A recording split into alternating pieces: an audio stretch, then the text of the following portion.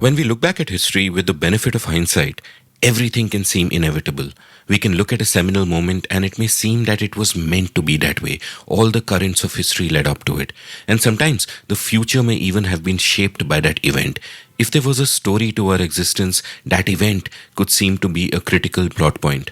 But then, we may look closer and realize that it almost didn't happen, that a series of lucky accidents took us to that point. And indeed, everything could be said to be the culmination of a series of accidents. You change one variable somewhere and different things happen. History changes, humanity changes. If you go back far enough, maybe there's no humanity at all. Today's episode is about one such event, a film that seemed to be the natural progression to all that came before and which shaped all that came after. But it almost didn't happen. Welcome to The Seen and the Unseen, our weekly podcast on economics, politics, and behavioral science. Please welcome your host, Amit Varma. Welcome to The Seen and the Unseen. My guest today is Uday Bhatia, author of a wonderful new book called Bullets Over Bombay, Satya and the Hindi Film Gangster. Uday has been a film critic for many years, first at Time Out, then at Mint, and also on his own blog. He brings a perspective to his criticism which is shaped as much by world cinema as a love and appreciation of his own culture. Bullets Over Bombay talks about the importance of Ram Gopal Varma's 1998 film Satya. In his narrative, Uday traces two parallel traditions in Hindi cinema. One is the tradition of the gangster film, another is that of the city film. For Bombay, as it was then, is as much a hero of Satya as Manoj Bajpayee or Chakravarti. And it's fascinating to see how these traditions evolve and come together in this one landmark film. Satya is also important because it brought together a bunch of young, talented people who went on to become stalwarts of the industry over the next 2 decades. People like Manoj Bajpayee and Anurag Kashyap, and no end of names from the brilliant ensemble cast. At the same time, Satya was shaped by circumstances and could even be called a product of a series of happy accidents.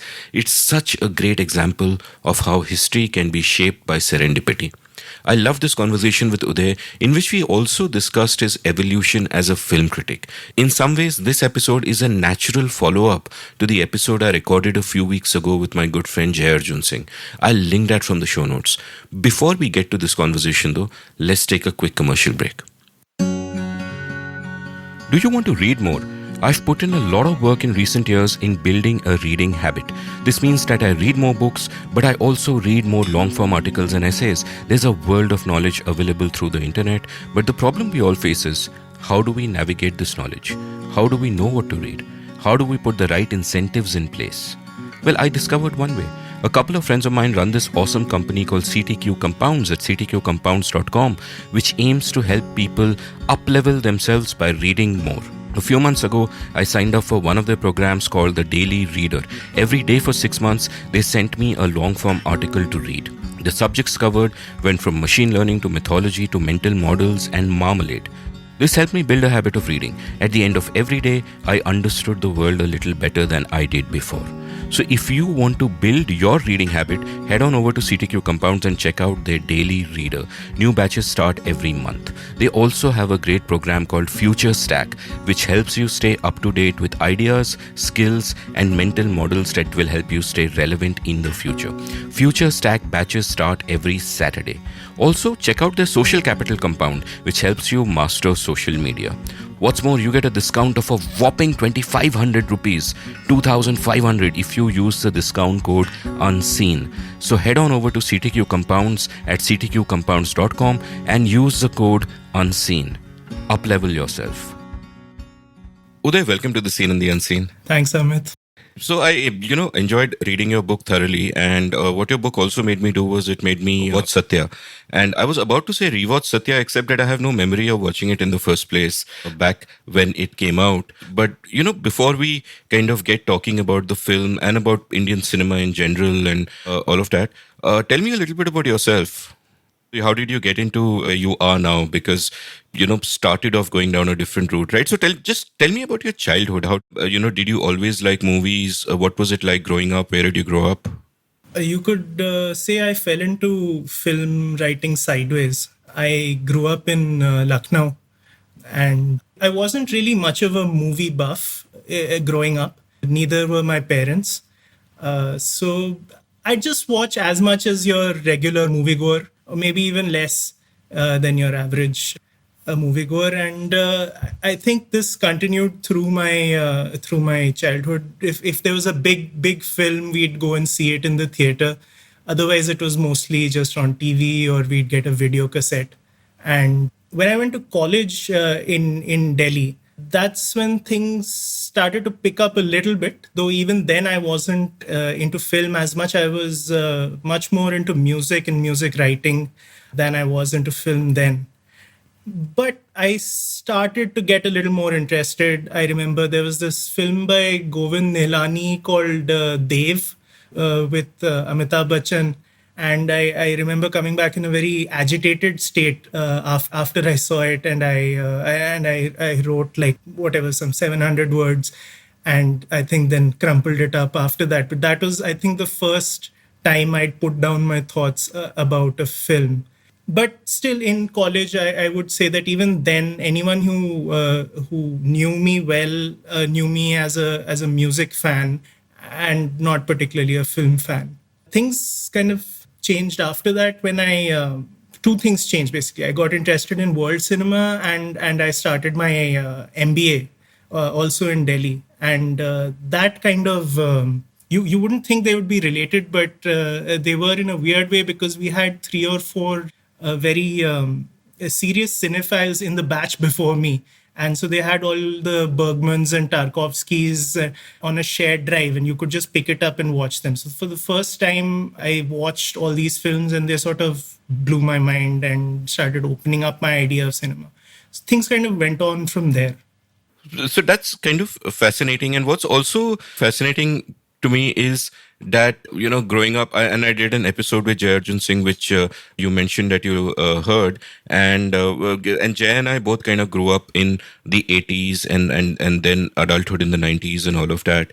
And it's almost a dichotomous experience taking in whatever cultural influences you take in, whether it's cinema or music, because it's almost like they're two separate categories, like Indian music and Western music, and Indian cinema and Western cinema. And it becomes, after a period of time, an interesting situation to kind of resolve that, because one is you can just code shift and you can enjoy Indian cinema for what it is, and you can enjoy world cinema, as it were, for what it is. But the other is that, which I think Jay has done in a very interesting way, is that you don't actually see them as different things after a period of time, that your love for cinema is just your love for cinema, period, and so on. And Jay has done that much better than me. And it strikes me that you would, to some extent, have had to do that with, in terms of music as well, which you said, you were writing about, you were serious about, and all of that. And, I went through those phases. One of the things I boast about is I'm the only person in the world to have my byline featured in both the Wall Street Journal and the Rock Street Journal.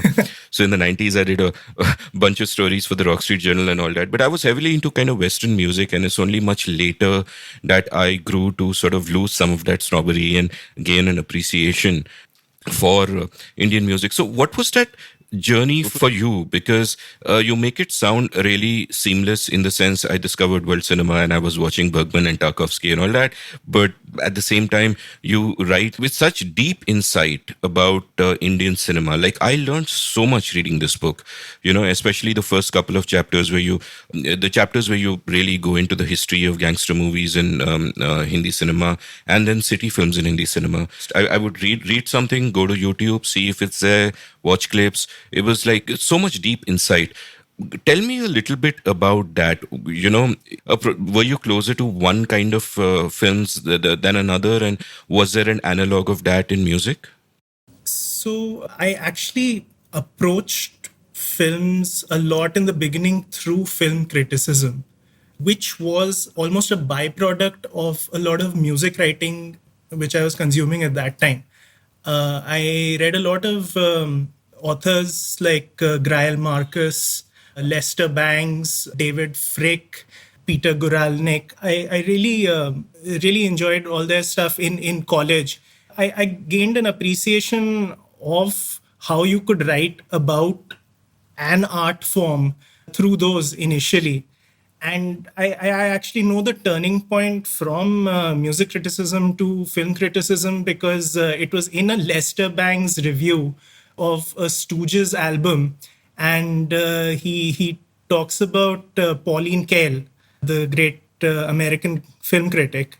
And he mentions a review of Bonnie and Clyde, which she did, a very famous review of the film, which it was an early rave for the film, and it really sort of made it the sensation that it was at that time. And he called her style wonderfully epigrammatic.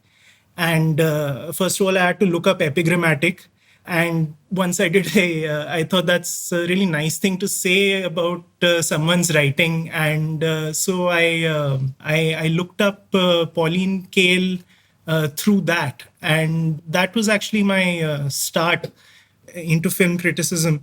And it just sort of proceeded organically because I was getting interested in world cinema. I think at that time you had just started getting foreign films on DVDs in India.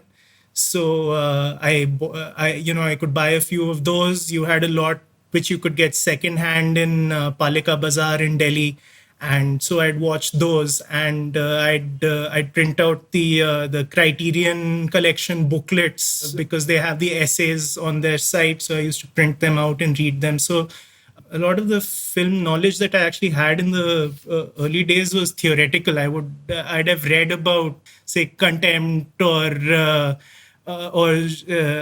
Band of Outsiders or something before I've even seen the film. So I was coming at it almost backwards in that sense.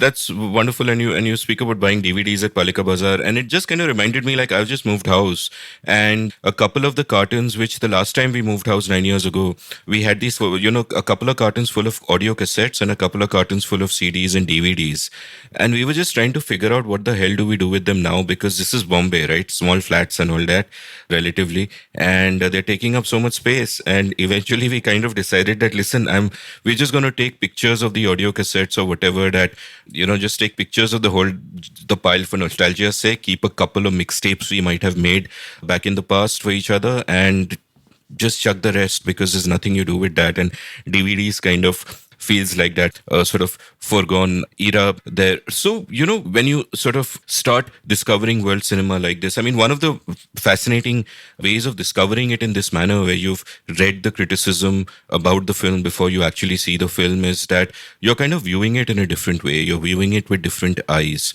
and so on. Does this carry over then to all the viewing that you do? Like, I know that when people start writing seriously, for example, it changes the way they read. They'll notice all the tools that a writer is using, and the way they build rhythm, the way they use paragraphs, all of those things. And obviously, not that you were intending to be a filmmaker, but just shifting your gaze and looking at films in this kind of a way. Does that, number one, change the way you look at all the films you've already seen, for example, that when you revisit something, you see things that you didn't do? And then when you try to apply that gaze to Indian cinema, how easy or hard is it that there aren't really too many people who have trodden that path when it comes to, say, Hindi films, right? So we can talk about Grail Marcus writing about Bob Dylan, and there's a rich tradition of writing happening out there. And with Indian classical music, I'm sure there's an equally rich tradition here. But when it comes to Hindi films, or the kind of work that you and Jay have done in recent years, and the kind of book that you have written, does that begin to change? And also, when you watch Hindi cinema, having watched the best of world cinema, what is it like? Is it that you're seeing more, or is it that you're thinking of it less? In the sense, you realize all the different ways in which it is lacking. So that's an interesting question. And I think the first thing I can say is that luckily for me, in my initial years, when I was getting interested in cinema, I wasn't really looking at being a film writer. I'd done my MBA, so I was working in market research for many years. And I was just watching films in my free time, and I was watching everything then. I started, of course, with world cinema, but then I just went back. I'd already had a reasonable amount of classic Hollywood viewing. So I'd seen the Hitchcocks, and I caught up on the Fords and Billy Wilder and Howard Hawks. I had a bit of those, and also 70s Hollywood. I had those 80s, 90s Hollywood. I used to watch a lot of TV, so I knew a bit of that. Hindi, I had to go and relearn or rewatch a lot of stuff which people already knew, simply because we weren't much of a film watching family, and the default at home were Disney animation video cassettes and Tom and Jerry and like a few things like Mary Poppins and Sound of Music and stuff. So there really wasn't much Sholay or Golmaal or anything lying around the house. So I'd seen some of the famous ones, but I hadn't I'd missed entire eras, entire very famous actors. So once I started getting interested, I tried to catch up on all of it, not in any planned way, but I just kept watching for about 4 or 5 years without doing anything much about it. And at the same time, I started blogging, and about I'd say a good 60-70% of those pieces were about film. And I can't read those early pieces now because they're just attempts to imitate all the film writers whom I liked at that time, and write things which I really wasn't in much control of. But it was useful in a couple of ways. One, it got me writing regularly, which I hadn't done before.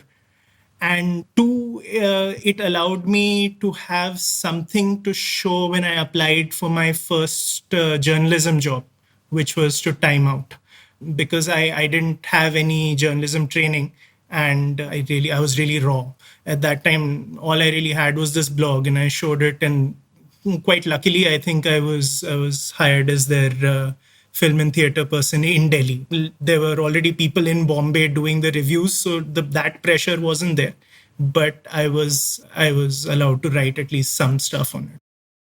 And how did that shift from sort of doing an MBA to deciding to become a journalist happen? Like, pre MBA, what was your image of yourself? What did you see yourself doing? How formed was it? And at what point do you then decide that the corporate life is not for me? And, because we've never met and I don't know you, therefore have to ask that, did you want to be just a journalist and write about movies, or did you see yourself as making movies at some point in time? Tell me a bit more about how your conception of yourself grew and eventually led you to do what you did. So I think the simple answer is I got very bored after about 4.5-5 years as a market researcher, and my heart wasn't in it, and I knew that maybe like 2 years in I knew that, but I didn't really act on it. And I didn't think that after I quit, I would try to be a journalist, because I didn't think that I could. I had no training. I had no idea how it was done. There was no one in my family who was a writer of any kind. It didn't seem like a field I could break into, but I quit cold turkey, and I just applied on a whim to a couple of places. And I think that I got pretty lucky in that sense, that something landed. My conception of myself as a film writer, I think even that took a few years after joining Time Out to sort of solidify, because when you get in to something like this, you feel that, oh, there's so much I haven't seen.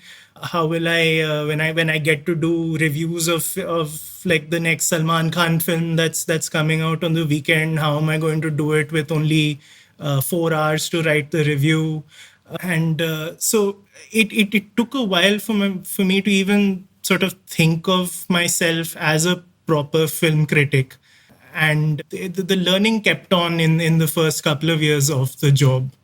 So, as you started blogging, how did your sort of writing style evolve in terms of writing about cinema per se? Because as you're blogging, like one thing you pointed out is that one of the good things about it, which I sort of will double down on because I felt the same effect happened to me, is that when you're writing a lot, it just gets easier and more fluent and less self-conscious and all of that. But did you also kind of begin to feel changes in your craft, think about your craft per se?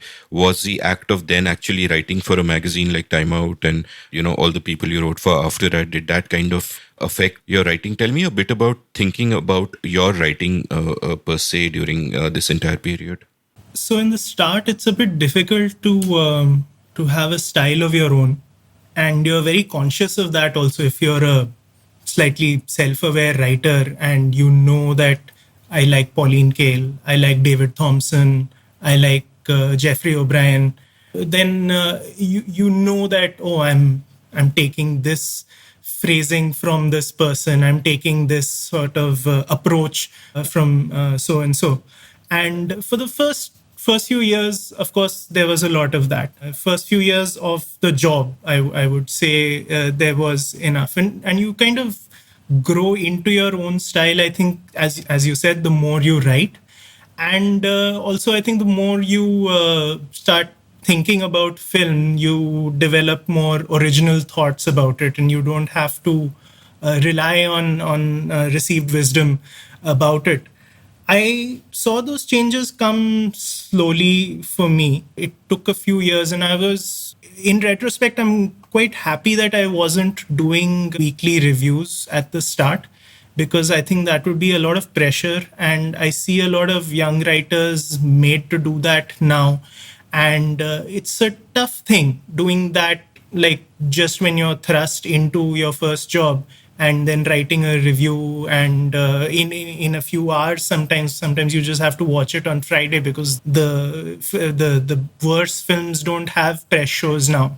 They just release it cold, and so you go see it on a Friday morning, and by Friday afternoon your editor's asking why isn't the review up. So you literally have to go with your first impressions, and more often than not your first draft. So that would have been a very difficult thing for me to do when I was starting out. I'm glad I didn't have to do that.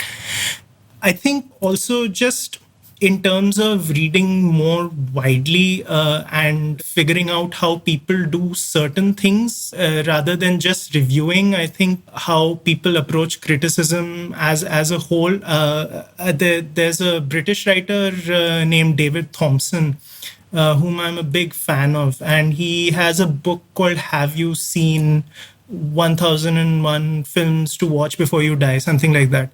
And I would recommend that to anybody who is getting into film criticism, simply because he offers so many strategies of going at a film. He writes about all these films, and but he never goes at it the same way. There are all these different approaches which he tries out in this one book, and that really influenced me in terms of that you may be writing reviews, but you don't have to start it the same way. You can find different ways of getting into it, through character or through a particular scene or through something in the newspaper or through something that really moved you. And those things sort of started becoming more evident to me as time went on. And then I guess a certain kind of style started evolving, and I started to realize certain things that I was interested in, maybe more so than other critics. I liked going back into film history and seeing where things fit. I like trying to situate things in a certain context of their genre, and past people who've done something similar. And that I saw. I think the first long freelance piece I did was on Chetan Anand's Nicha Nagar, which was the first and only Indian film to win the top award at the Cannes Film Festival, also the inaugural Cannes Film Festival. So that was very interesting for me, because it allowed me to do some crate digging, and I realized I really enjoy that. And I've done a lot of that since. I've written on the very first screening that ever took place in India at Watson's Hotel in 1896. And that was, again, great fun for me, because I managed to speak to people who had clippings and ads from that first screening. And it sort of allowed me to recreate what it might have been like at that time, which has always been something very interesting for me. So I think you just start learning about your own interests, particularly within criticism, through the years. I realized that I was very interested in the idea of film censorship. So I've written a couple of long pieces about that, and I continue to be very interested in that because India is the place to be if you want to write about film censorship. Yeah, I think that it was just something the my style maybe and my approach to film criticism sort of evolved over a bunch of years. And how much did format and form affect this? Because, like, when you're writing your blog, you have complete freedom. You can do whatever, you can go wherever. But if you're writing for Time Out or if you're writing reviews for Mint, there is a sort of a word count that is expected. And also, I don't, I would imagine that in Time Out, there would also be some functional expectation that you have to kind of tell the listener what to expect. And, do they have a house style there which you have to adhere to? How does that then work? Does that sort of shape your work? And is one way that you can break out of that, is one way just by also blogging regularly on the site so you can satisfy your other urges, sir? So even when I was blogging at the start, I didn't really write these long essays that people were known to do in the glory days of blogging in India. I think simply because maybe I didn't have that much to say at that time. And when I joined Time Out, if you remember, Time Out really had long word counts for anything. Even the covers weren't too long, and the pieces were 600, 700 words at the most. And reviews were often 400 words, 500 words. And I didn't even start off with theater reviews. So I did DVD reviews when I was starting out. So those could be 250 words. So I think that really drilled in me the virtue of being able to say as much interesting stuff in as vibrant a manner as possible in as few words. And I see its effect even today, where when I write something, and this was a big issue when I was writing the book initially, because I did not have that tendency to expand on a thought. My approach was always to narrow it down, to get to the essence of things, simply because Time Out was in print and it had small word counts, and I knew I had to finish it in this much time.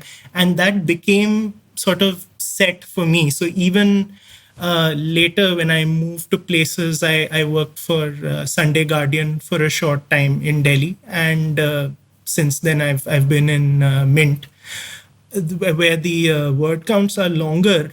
It took me a little while to adjust to that. And of course, when I was writing the book, it took me a while to adjust to that, because I was like, you can't get to the point all the time. While writing a book, you have to set a lot of scenes at some lengths, and you have to talk about everything rather than some just whatever might be relevant in a narrow sense. So that was something I had to kind of unlearn, or maybe an extra skill that I had to learn over time. So format has played quite a role, I think, in my style. Yeah, fascinating. And like, I think one place where I might have noticed this tussle during the book is when you're talking about sort of the gangster film of the 1980s, and you have a footnote about Sobraj Ghai, and you kind of apologize for not mentioning his films in the main text, but you put a footnote and you talk about Vidhata and that scene where, Dilip Kumar is doing what he does, which immediately made me go to YouTube and kind of look it up. And that scene wasn't there by itself, so I had to look for Vidhata and then try to find the scene within that. So tell me also, when one starts reviewing, and I sort of say this as someone who's gone through the process myself, though I reviewed music much more than films, so did much more of music and books at a certain point. When you are a young writer, you are sort of keen to also, in a sense, show off not just your writing skills, but also, your insights, which you're kind of building into it. And there might be a tendency there to sort of go too far, to stretch too far and to look for significance where there is none, or to draw connections to show your intimate knowledge and all of that. So how does one kind of get past that? Because I think, one step of getting past that is you become aware that you're doing this. And the other step is that you learn to kind of put yourself out of the equation and just focus on whatever you're sort of writing. So, and I noticed that you've tackled this extremely well in the book, which of course has come when you're many years down the line in your career, where one sort of temptation could have been to constantly insert yourself in the narrative, because part of gathering all the information about Satya involves you're talking to all these different people with their different memories, and that's kind of a journey in itself. And I can imagine the temptation to sort of also put yourself there, but you appear really extremely sparingly in the book. You just kind of let the story tell itself. And I'm not even saying that that approach would necessarily have been wrong. These are just different approaches. So how do you think about this? Like, when you look back on your older pieces or your early blog posts or whatever, what do you think? Is this something that you've kind of consciously thought about? It is a big issue with, with me it was, and with pretty much every film critic I know starting out, that temptation to make blanket pronouncements and to say things like, best film you'll see this year, or best film you've ever seen in your life, or things like that. I think two or three things help. Maybe, as you said, self-awareness. You have to, at some level, ask yourself when you write things like that, do I really want to go on that limb? Am I that sure that it'll be the best film that people will see? If you are, then go for it, because you may as well. You have to, if you don't feel strongly about films, about certain films that you think are great, and you don't want to say that, then that again you won't be able to last too long. You have to sort of give voice to your enthusiasms. But again, there should be that self-awareness that if I'm saying this, I need to be able to back it up, preferably in the review itself. The other thing is, you really benefit from having sympathetic editors at that stage in your career, which I had, luckily, when I was coming in, not only for Time Out as a whole, but also a film editor who would ask then that, do you really mean this? Was it this good? Don't call him an auteur. He's just he's just a regular director. When I was guilty of calling who was this? Some Okay. I forget who that. I don't remember, but it was some Indian director, and I just used auteur because I was reading so many pieces which had auteur in it, and I shouldn't have. And it took someone to point that out. I don't think I've ever used the word auteur since then in anything.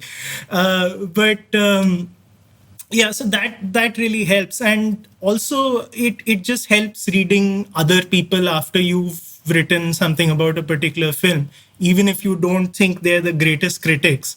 But if you read other viewpoints on it, you can at least argue with them and say, no, they're wrong. I think the film is still great. But if they are saying something useful, I think you should be able to incorporate that in your thinking, and at least, if not totally, walk back what you said, keep it in mind for the next time you're saying something similar. And just as an aside, if I asked you to name any auteurs currently in the Hindi film industry, does anyone come to mind? My feelings towards the auteur theory itself have changed very much over the years since I started. I have gone from being very influenced by it to feeling that a lot of it is very suspect. And I don't know, I guess the first name that comes to mind is weirdly a filmmaker who probably isn't my favorite filmmaker, but would fit the definition of an auteur most, would be Sanjay Leela Bhansali, I think. Not a favorite of yours also, I think. Yeah.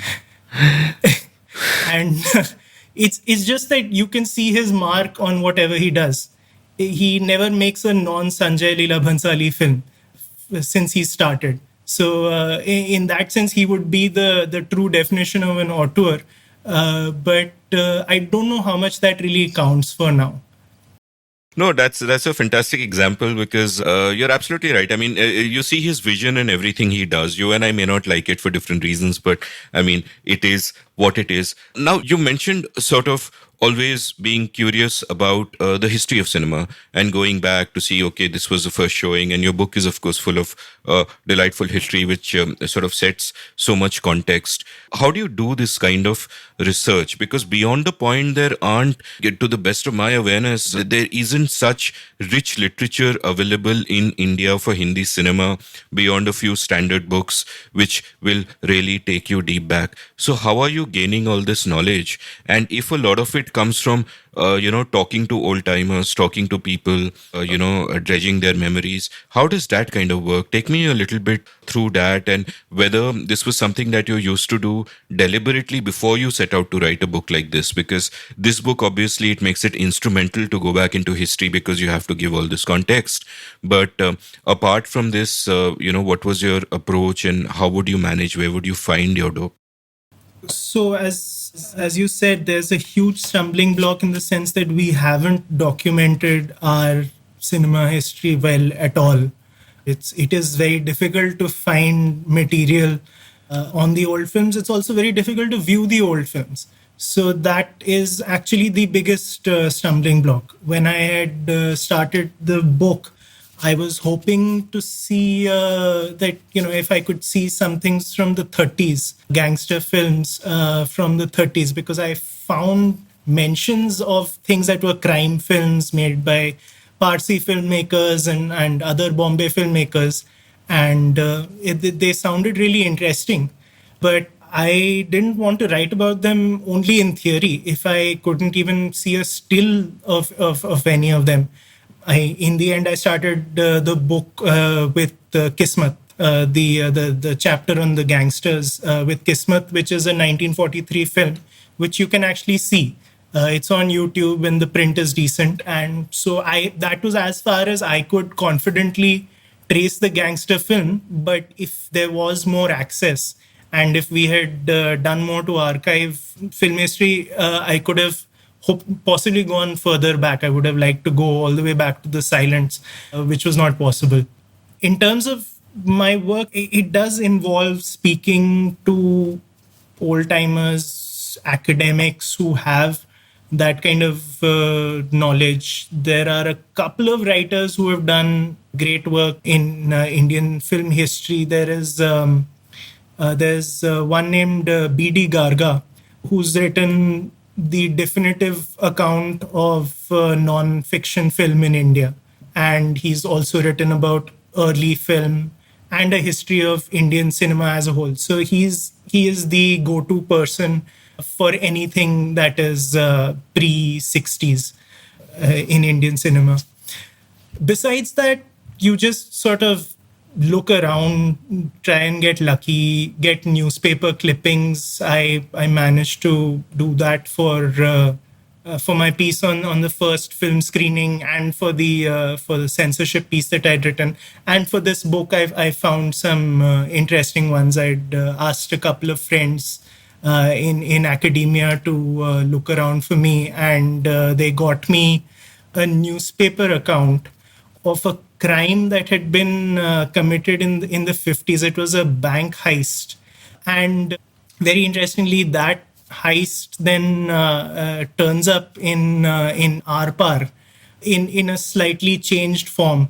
And Anurag Kashyap had mentioned that when I had spoken to him for my thing, though he got the name of the film wrong, but he mentioned that there was this heist that had happened. And I just took that nugget and I started searching, and very luckily things turned up and I could write about that with a little bit of background then. Yeah. No, and you mentioned B.D. Garga. I think I have one of his books called So Many Cinemas lying around somewhere, which is a pretty encyclopedia. I get confused with names. So at one point, I was discussing biographies of Indian freedom fighters with a friend of mine, and I wanted to refer to B.R. Nanda's biography of Nehru, but instead I said B.D. Garga's biography of Nehru. Have you read that? And there was this sort of person frantically sorting through their mind to figure out what happened here. What is this kind of connection? And I can imagine that person then calling their nearest antique bookshop owner and saying, "Dhoond do, kuch bhi karo, Dhundo. So anyway, so, and I'm guessing a certain part of your job after a period of time, and especially when you were writing this book where you had to get in touch with all of these people, you mentioned in the book about how you had to sort of, it took you a year and a half or more than that to actually be able to speak to everyone, and you'd have to speak to the secretary and somehow get an appointment and this and that, which is both surprising and not surprising to me. Because surprising because you'd imagine that, hey, this is something they'd love to talk about, right? But also not surprising because, hey, Bollywood. So what in general, when you speak to film stars, film directors, what is that process like for you? Like, do you at some level find it, like can happen to young reporters sometimes, find it demeaning that you have to keep chasing people and begging for an interview and this and that? And when you do meet them, is there that pressure that I have limited time with this person and I have to convince this person? And from their part also, there must be a certain distrust because they simply may not get what you do as a film critic, like we saw in that recent bust up between Tapsi Pannu and I think Shubhra Gupta, who wrote that review where she said uncomplimentary thing about Tapsi's acting, and Tapsi just took off. So how does that equation kind of work out? What have your experiences been like? So luckily, I had like at least half a decade or more of film writing and film journalism behind me when I started on this, which was useful because I by then had a very clear idea of how difficult it was to get through to a lot of these people. So the Abhi to hame aur bhi zaleel hona hai was, I started off with that mindset.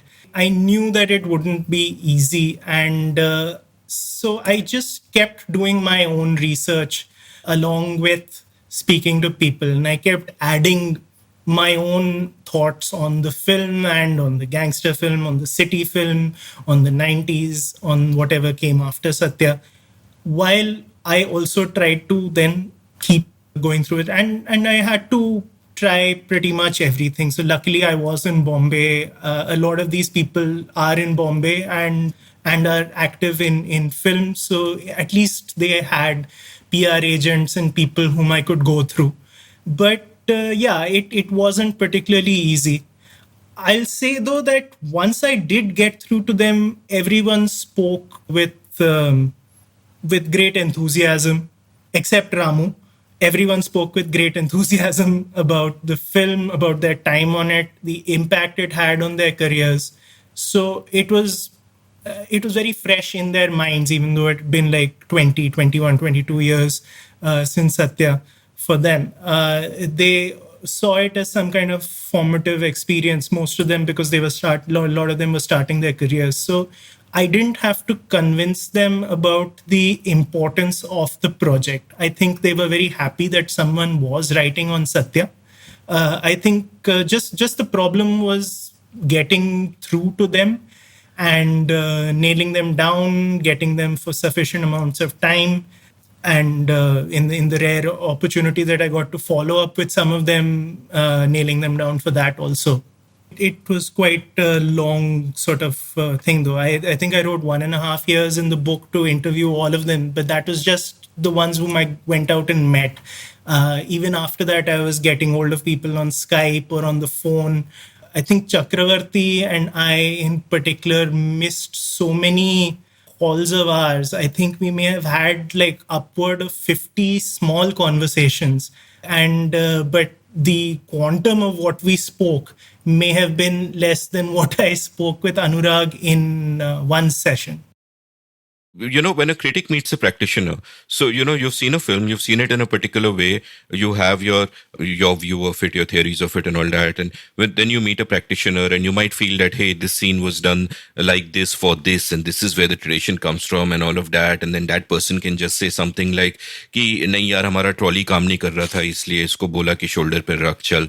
So does that kind of happen where criticism collides with the view of the practitioner, and you are like, wait, there's another layer to it that I don't know about, and what's that like? I think I have a healthy self-awareness of my lack of knowledge about film as a practical craft. I mean, I know a bit.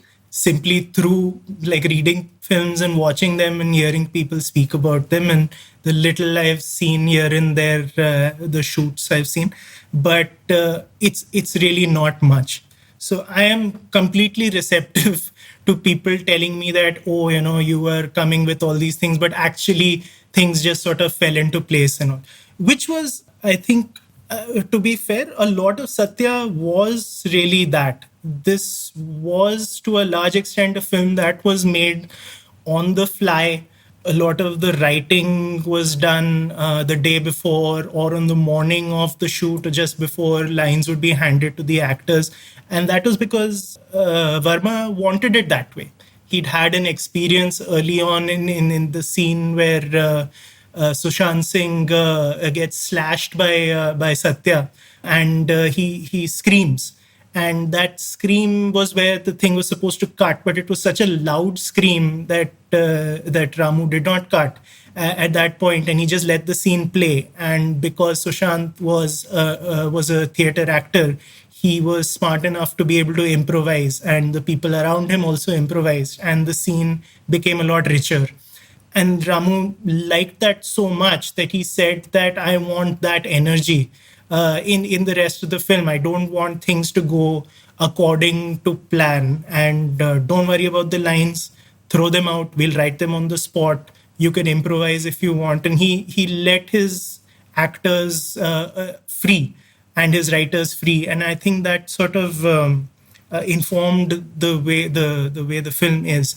I think in terms of people saying that, oh, you're a critic, you're overthinking this, I got that mostly from Ramu, who who would often deflate my bigger theories about things, and at one point he said, I think people went liked Satya because it was the first time they heard certain cuss words in the hall, and it was the first time they saw like people being realistic as gangsters, and not because they thought it was a particularly new kind of film or a different way of seeing Mumbai or something. So yeah, I think that attitude mostly came from Ramu, but the others were pretty much okay. They some of them liked the theories, and they were happy to encourage them. And it seems to me that the journey that it feels odd for me to call somebody Verma, and it feels odd for me to call somebody Ramu also because hey, I don't know the guy. But there's the thing with public figures that you feel like you own them. So like Sachin ne ye batting ki, Ramu ne wo kiya. So I'll just kind of get over that and call him Ramu or call him RGV. I'll call him RGV. I think that's a good compromise. So one of the interesting arcs that you've also traced is how his own style changed. And in Satya, it kind of seemed to come from one extreme to the other, where his early films are like super stylized and everything is shot in a particular way. And you talk about how there are influences of old Bollywood. There are influences from Hollywood through the 80s. Hong Kong cinema also started showing its influences, and you've traced all of those in the works of various people. But at Satya, it's like he's finally, comfortable in his own skin, at peace with himself, just kind of going with the flow, and that's great. And I'll sort of come to that. A couple of larger questions, though, before we start talking about Satya itself. And one of them is that it seems that in the narrative of your book, which is a great narrative in which I found convincing, but it is still nevertheless one narrative. Satya is sort of a central point in Indian cinema where everything that has happened before in terms of city films and gangster films and all of that lead up to it. So you have gangster films evolving in a certain way till you reach a point where the gangster is a real person, not a caricature anymore, not over the top, with real relationships in the real world, as Vico Matre has with his wife. And at the same time, you have city films evolving in a way where cities are shown in a particular way, and eventually they are as close to realism as you can get without calling it documentary style. So your first narrative is about how all of Indian cinema seems to lead to Satya, and your next narrative is that whatever happens after that emerges from Satya, that there are these incredibly talented people within the film who become big figures in what is to happen in Hindi cinema later, whether it's, Anurag Kashyap doing the writing or that incredible ensemble cast, all of whom kind of became stars, starting with the stunning Manoj Bajpayee himself, and even kind of the hangers-on, like, the Sri Ram Raghavans and all of those guys. So it's almost like a whole ecosystem kind of emerges out of there, and this is a narrative, and Satya is so central. Now, did you earlier, before you conceived of the book, and I'll ask you how you conceived of it as well, because I guess that's part of the story, but did you see Satya as central earlier? Did all of these people see Satya as that central? Was it, if there was no Satya, and this is like the great man theory of history, so you could say the great film theory of history. If there was no Satya, would everything still have happened more or less the same way? Or was it just this stunning serendipitous departure which changed everything, and which was sort of at the same time an inevitable outcrop of what had come before? I actually really wanted to look at what had come before Satya, simply because by the time I was into film and writing about it, Satya was fairly well regarded as the origin of a lot of stuff that came after it. The Hindi indie film, the birth of the new character actor, as it were. Obviously, the new gangster film went from there, and other things that we can come to. But basically, that it was that part of the story was already fairly well established. People knew that Satya was very important, and that it was some kind of landmark in Indian film history. Not many people saw Satya as something that came out of a tradition. There are a couple of reasons for that. The gangster film tradition in India, as I've tried to show in the book, is not one that emerged with the force that it did in any of the other countries. It sort of came up in fits and starts. And if you kind of directly try and link Satya to some of the earlier iterations of gangster films in India, you will there is nothing obvious. And Verma definitely did not have any direct inspiration from that, as he told me, and I completely believe him from that.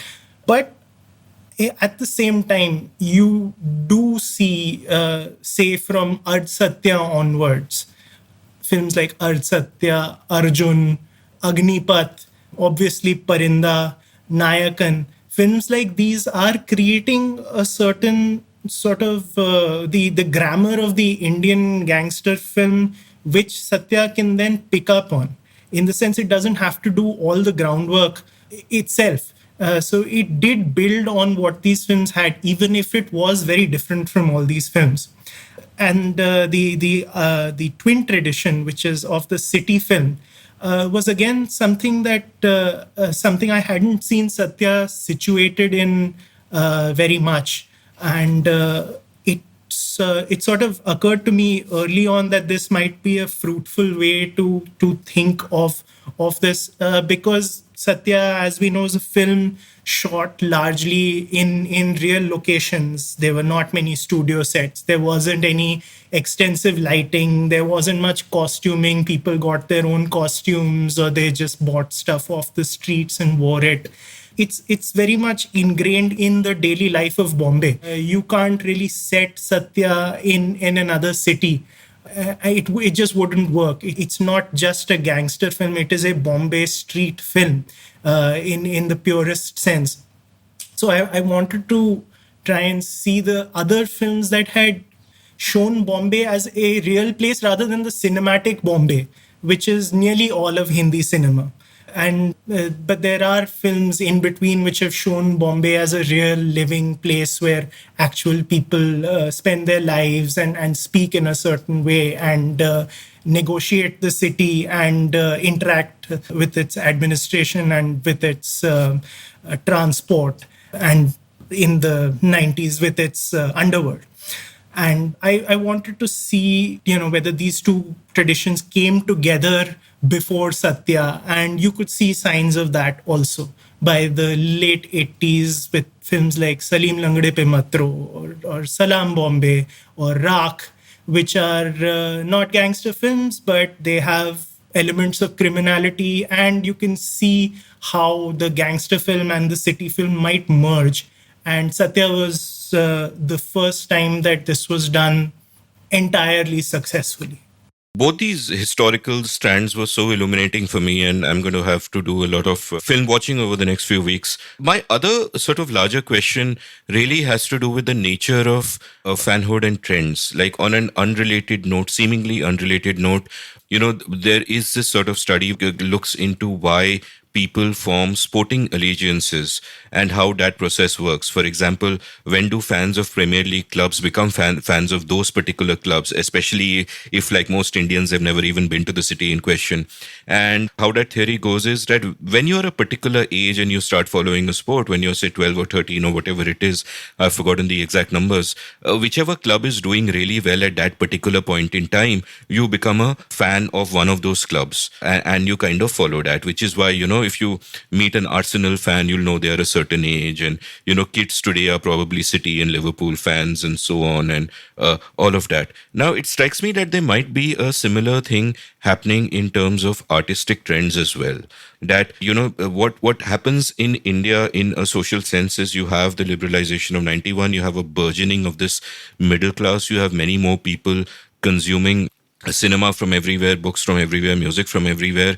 And at this point comes this film Satya, which does some important things so well, which shows people in Bombay talking as people in Bombay talk, in the kind of surroundings which people in Bombay immediately recognize, and even people in other cities would recognize as actual and real. And it's a confluence of so many things, and therefore it captures the imagination, and therefore it becomes really big. And one of the criticisms you could then point out is that you have these sort of Satya imitations happening, or influences being taken to new places, whether you look at the negative or the positive of it. And, it's almost like before that, when you look at the Indian literary novel, for example, like, I think one of the things with Salman Rushdie getting the Booker for Midnight Children is too many people in subsequent generations tried to write like him. Even after Arundhati won the Booker in 97, which is when Satya was shot. In fact, you mention her in one of your opening sentences to set the times. Too many people started, trying to write like her.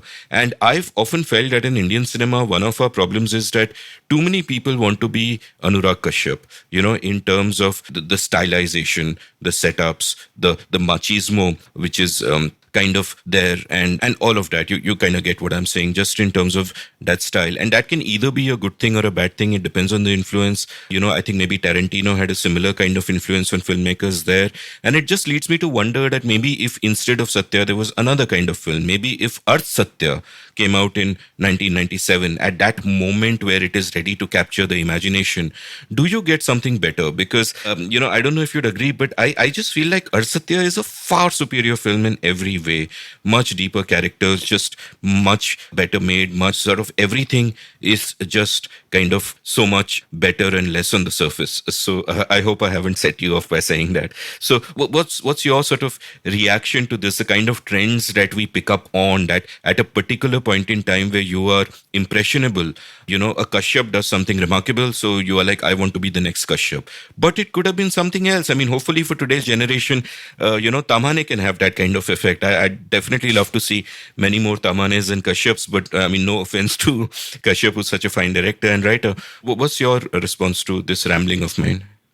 I would actually like it if they get influenced by Paranjit or some of the very fine Tamil, Malayalam cinema makers, or Nagraj Manjule in Marathi cinema, because they're the ones who are really taking the commercial film forward in a way that it probably hasn't in Hindi cinema for a very long time now.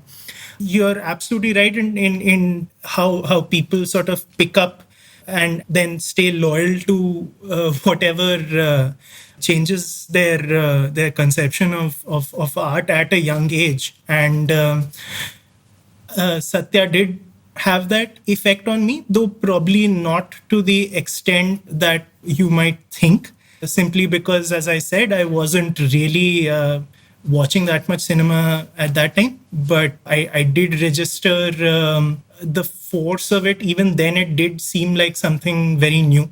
And just the sheer aggression of Goli Maar Bheje Mein turning up on screens like a month before the film, it worked better than any promo for the film could have, because that was just the film in a nutshell out there. Arth Satya, I don't think could ever have that effect, simply because I'm a big fan of that film also. So I say this out of love, but it's a very uncomfortable film to watch. I saw it a couple of times during my research for the book, and I'd seen it before also, and it's just such a difficult, not in the sense that it's boring or badly made at any point. It's just a very stark exploration of masculinity and harshness of the Indian male psyche. I think if it had been made in 97, perhaps it might have been done at a better scale with a slightly better budget, and the film might have looked better and reached maybe a larger number of people. Though again, would you have everyone working at the height of their powers like they were in the early 80s? Maybe not. But I don't think its influence would have been that much more.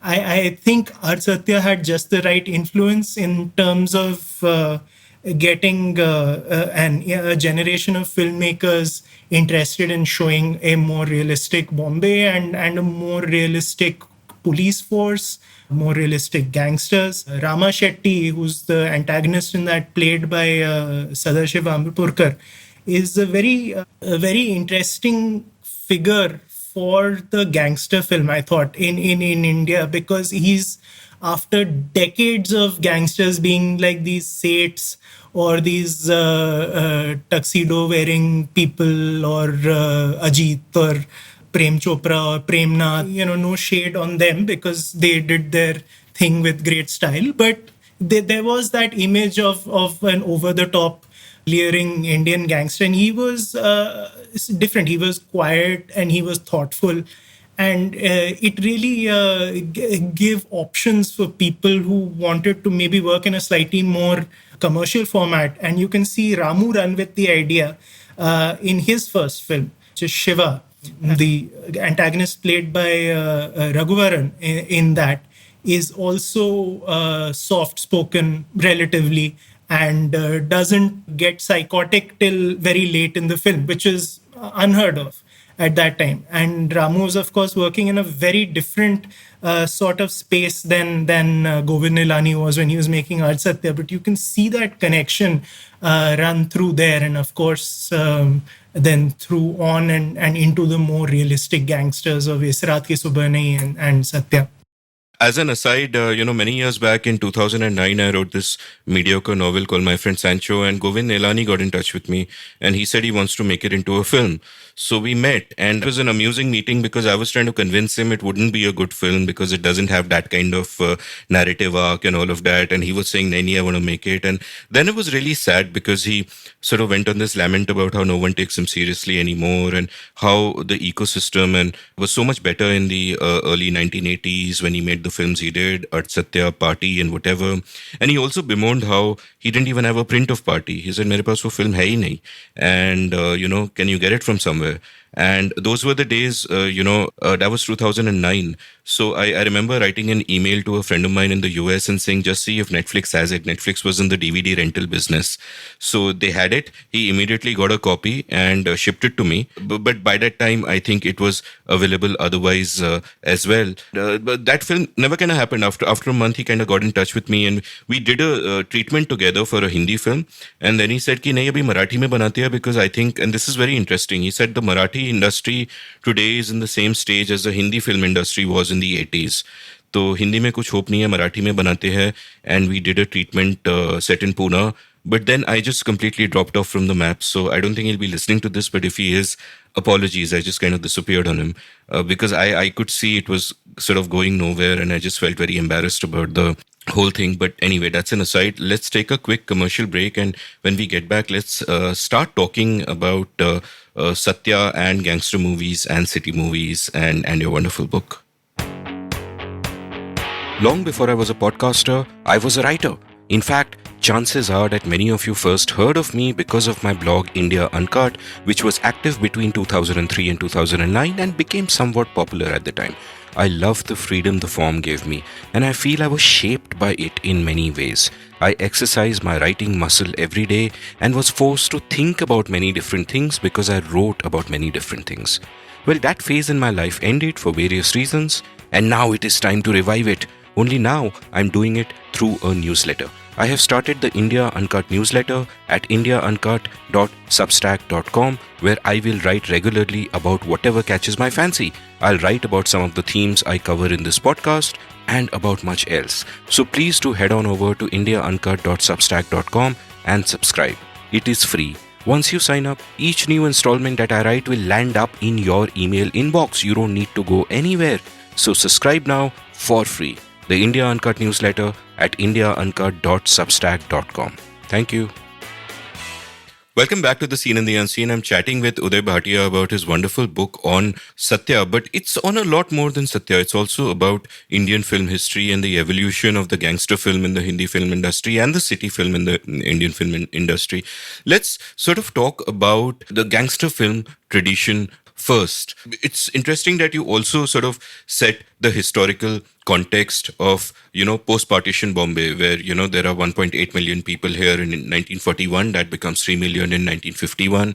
There are migrants, there's unemployment, there's easy access to ports. So you have, an increase in crime, but they aren't gangs yet. There's petty thievery, pickpocketing, as you point out, mugging and the odd heist. There aren't gangs yet. And you talk about Kismet, the 1943 film, which very sort of quaintly and something that seems to have made a recurrence. There is this review of it by Film India, which castigates it for setting the wrong example and glorifying the wrong kind of person. I'll just read this out because I found this amusing. Quote, Bombay talkies have produced Kismet, a picture which glorifies a handsome criminal all throughout, makes light of his pickpocketing crimes, lends humor to his petty thefts, and ultimately restores him to a waiting fortune and parentage, not to mention the gift of the charming bride. Which young man would not like to be a criminal and a pickpocket after seeing Ashok Kumar achieve all this glory and popularity in Kismet? Stop quote, which is kind of hilarious. But while this is an early example of sort of the Bollywood gangster film, you speak about how in Hollywood, gangster films have almost, come up with their own army of cliches. You speak about how 1932 was significant in sort of films like The Public Enemy and Little Caesar and Scarface releasing, and they just lead to a bag of cliches, to the point that even The Public Enemy is just, in 1932, it's just considered to be just another variation on a trope, where the New York Times writes about it, and you've quoted this in your book, which is where I'm getting it from. Quote, it is just another gangster film at the Strand, weaker than most in its story, stronger than most in its acting, and like most, maintaining a certain level of interest through the last burst of machine gun fire. Stop quote, which you could say about so many films in the decades since. So give me a little sense of how this is sort of evolving, like in the sense that we don't have gangs at that time yet. Everything is nascent. We do have petty crime. So the criminal that you see in our films early on are sort of these petty criminals, while Hollywood has a much greater tradition. Tell me of how in the early years this kind of evolves, and also are Hindi filmmakers looking to Hollywood for inspiration, for a direction, picking up things from there which may or may not fit here? What's the sort of evolution of the gangster film in those early years? So they're absolutely looking to Hollywood for inspiration, because anyone who's ever made gangster films has looked to Hollywood for inspiration. It is one of the great American art forms, the gangster film. It is very much an American thing. Everyone who has ever made it has picked up things from them, whether it's the Japanese or the French or Hong Kong or Italy. It's all come from those very early 20s, 30s, and 40s gangster films, which then sort of are transmuted into various cultures and interpreted by them. But you can see the initial, the Cagneys and the Edward Robinsons and the Ben Heck, and those films, those strands sort of survive in all of those. And the people who made the first Indian gangster films, and it's a little misleading to call them gangster films, because as you said, they don't really have bona fide gangsters because there were perhaps not many real life inspirations for those. Unlike the US in the 20s and 30s, where there were a lot of mobsters. So you just had to print the legend, as it were. Out here, there wasn't that. So you see a lot of con men, you see a lot of pickpockets. Raj Kapoor is a small time thief in Avara, in Bazi. Devanand is a card sharp. And there's a film called Pocket Mar, which is obviously about being a pickpocket. And Kismat, Ashok Kumar is a pickpocket. So all these films have these small petty crimes. Even their rings aren't very big crime rings. They're like small little crime syndicates being run rather than anything large. And it's only when I think you start getting real life inspirations that the Hindi gangster film starts taking a bit of shape. Whether it's Kareem Lala, who gets a version of him played by Pran in Zanjeer, or it's Haji Mastan, who gets a version of him in Diwar by Amitabh Bachchan. These are when things sort of start solidifying as the gangster genre. But the initial Hindi gangster films were of course inspired by Hollywood very much. Sometimes they took the plot lines from them. Sometimes they took the look from them. Also, confusingly, they took a lot of their look from noir film, which is possibly why a lot of the people in the years since have completely conflated the noir and the gangster film in India. Which is not the case. Noir is something very different well, it's not very different because the two intersect all the time, but it is different in the sense that gangster film is a self-evident genre. A film is a gangster film if it has gangsters in it, the same way as, a Western is a Western. There's no other way about it really. Noir isn't really a genre. It's a certain set of psychological and aesthetic conditions, as it were, which can be applied to various genres. So you have noir gangster films, but you also have noir westerns like Red River, or you have noir science fiction. You can have noir melodramas like Mildred Pierce. The mix of gangster film and noir was very strong in the 1950s films that kind of started off the genre in India, and people like Devanand and Guru Dutt were very big Hollywood fans, self-professed Hollywood fans, and so they were very happy stealing like little ideas from them, and you can see a lot of those the little things that Brando was doing, and then earlier what Cagney and Robinson and all are doing, surface in their performances, even though these films are a lot sweeter than those were. You didn't really get hard-boiled films in the 1950s or 1960s out here, but they had a little of that look, and they had some of the tropes of the gangster and the noir film. So, last week I went out after many months to actually meet a bunch of friends, in these post-COVID times. And one of them was someone called Shubrat Mohanty, who also does this excellent podcast called Hal Chal Theek Thaak Hai. And he gave us like a half an hour talk on the history of cinema and the history of noir. And he even spoke about the different subgenres of noir. Like there's something called Florida noir, apparently, which is if you shoot noir with sunshine, with a lot of light, that's Florida noir. So I got to explore that further to see what that looks like. I want to talk a little bit about actually this early period of noir and what Navketan did. And the most striking aspect of that period, starting off, and there were a lot of knock-on effects onto cinema later, which come all the way to Satya from there. But one of the most startling things about that was the impact of serendipity, that Devanand and Guru Dutt actually met because their clothes were mixed up by a dhobi they had in common. And that's how they first met, and they became friends. And then Devanand said, okay, you got to direct shit for me.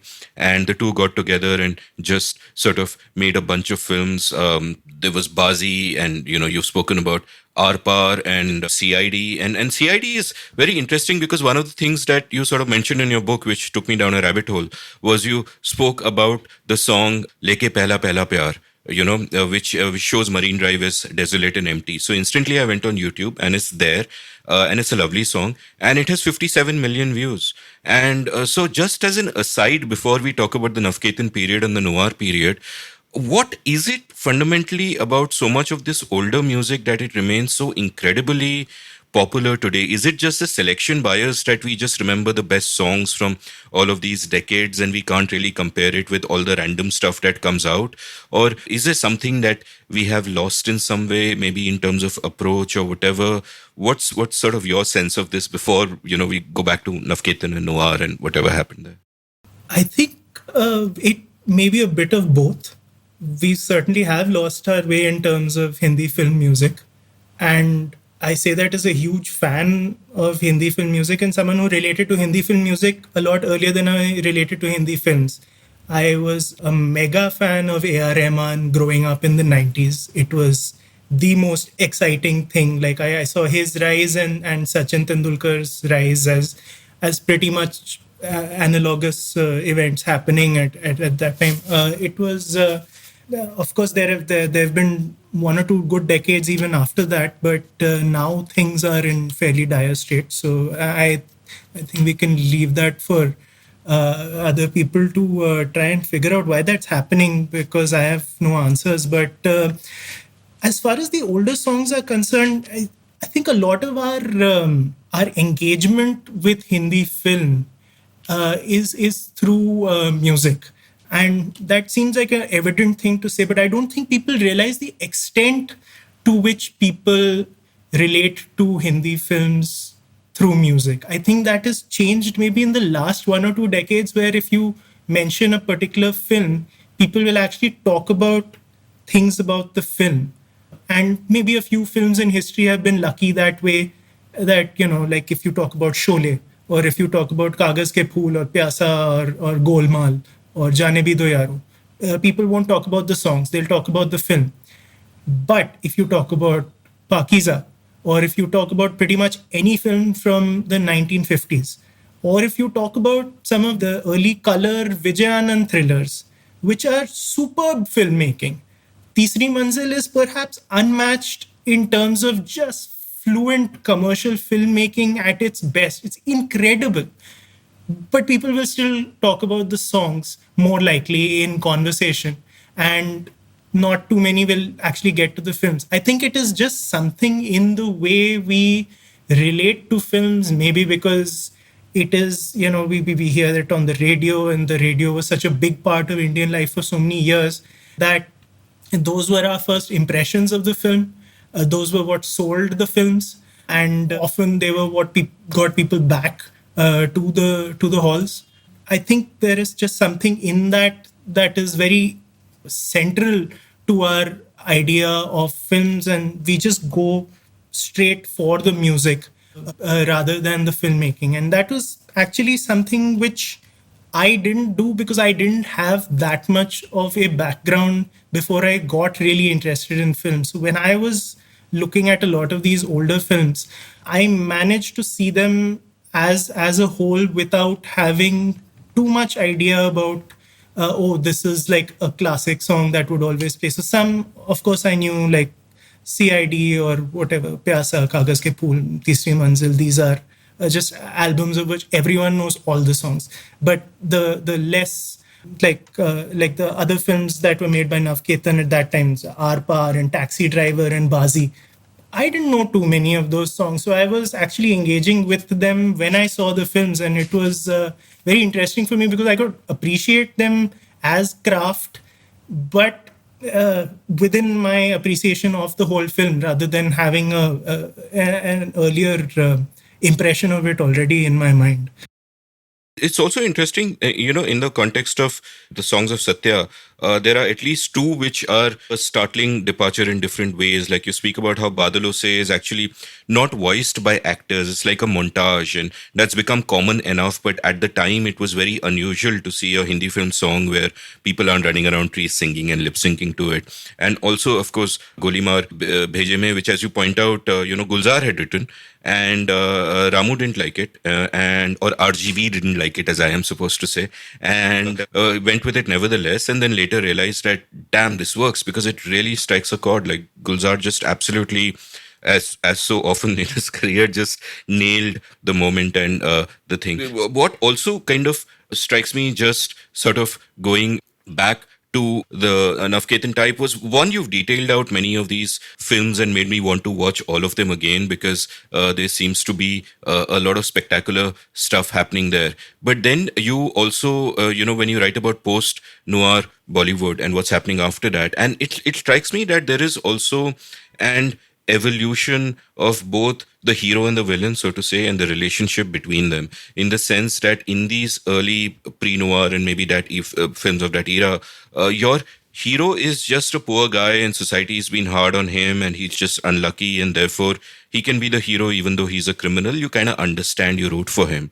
Later on, you have an evolving gangster as well, and that also seems to me to be natural to come out of those sort of Nehruvian pre-liberalization years, so to say, where your typical gangster will be the crony capitalist businessman, your typical villain rather will be the crony capitalist businessman, and you're supposed to root for the hero who is fighting against those odds. And this kind of comes to a peak perhaps in the 1970s, where even economically things were most dire for us. So how is this now evolving? As you pointed out, that the noir films that were made by Navketan, for example, weren't gangster films. It was just a stylistic and an aesthetic thing, and sometimes just a vibe. But they weren't gangster films as such, because they weren't gangsters. They weren't gangs in India. Those heroes like Karim Lala and Haji Mastan and later Dawood in the mid 70s, they emerged much later. So give me a sense of then the evolution of the gangster period through these years, how that noir kind of dies down, though obviously semblances of it remain, and at the same time you have the gangster film evolving. So color pretty much wiped out the noir film out here, because we didn't make films that were emotionally noir. We made films that were aesthetically noir. We made films that looked like noir, but they didn't have the true pessimism and the altered states of a good noir. We didn't really do that much. We just made films with a lot of shadows, and because it was by really talented cinematographers like V.K. Murthy and Ratra, they looked great, and they resembled the noirs that we'd already seen.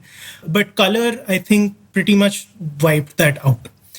In the 70s, then, the gangster became this slightly cartoonish figure, because you usually get these wealthy businessmen cast as gangsters, and they weren't really you couldn't really take them seriously.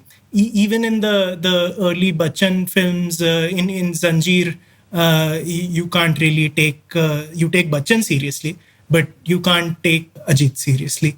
It's only when you start getting the real life examples that sort of you start moving towards a semblance of the gangster film. There's this film called Dharmatma, directed by Feroz Khan, starring Feroz Khan, 1975. Not a good film, though it was a big hit. It was a pretty blatant copy of The Godfather, the first Godfather film. But it also used a real life example of this guy who was known as the Matka King, because he would run numbers which he would pull out of a matka, and that would be the number for the day. And then I think his name was Ratan Khatri. And that then you had perhaps the Charles Sobraj influence on Dawn, maybe not directly, but sort of the Jekyll meets Charles Sobraj might have inspired Dawn. So you could see the gangster look for real life inspiration, even though the gangsters were still not very interesting characters at that.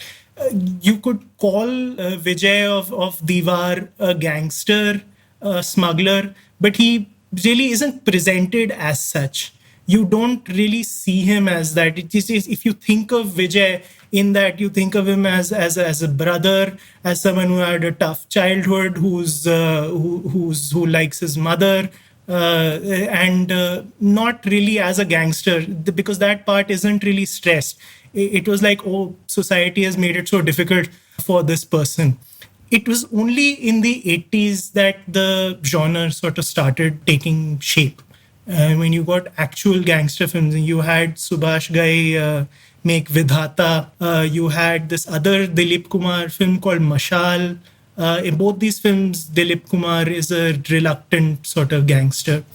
You had Satya, which is the cop film, but again with a very interesting antagonist. And I think that was a huge influence on the rest of the thing. And then as the decade kind of goes on, you get more and more examples of this. You have Arjun, in which brings in the gangster politician nexus, which you see, of course, then in Shiva, and then you see later in Satya, and in all the subsequent gangster films, really. But Arjun was one of the first films that I think did it in a proper way, in which Sunny Deol becomes not quite a gangster, but he becomes this muscle for hire for Anupam Kher's antagonist in that.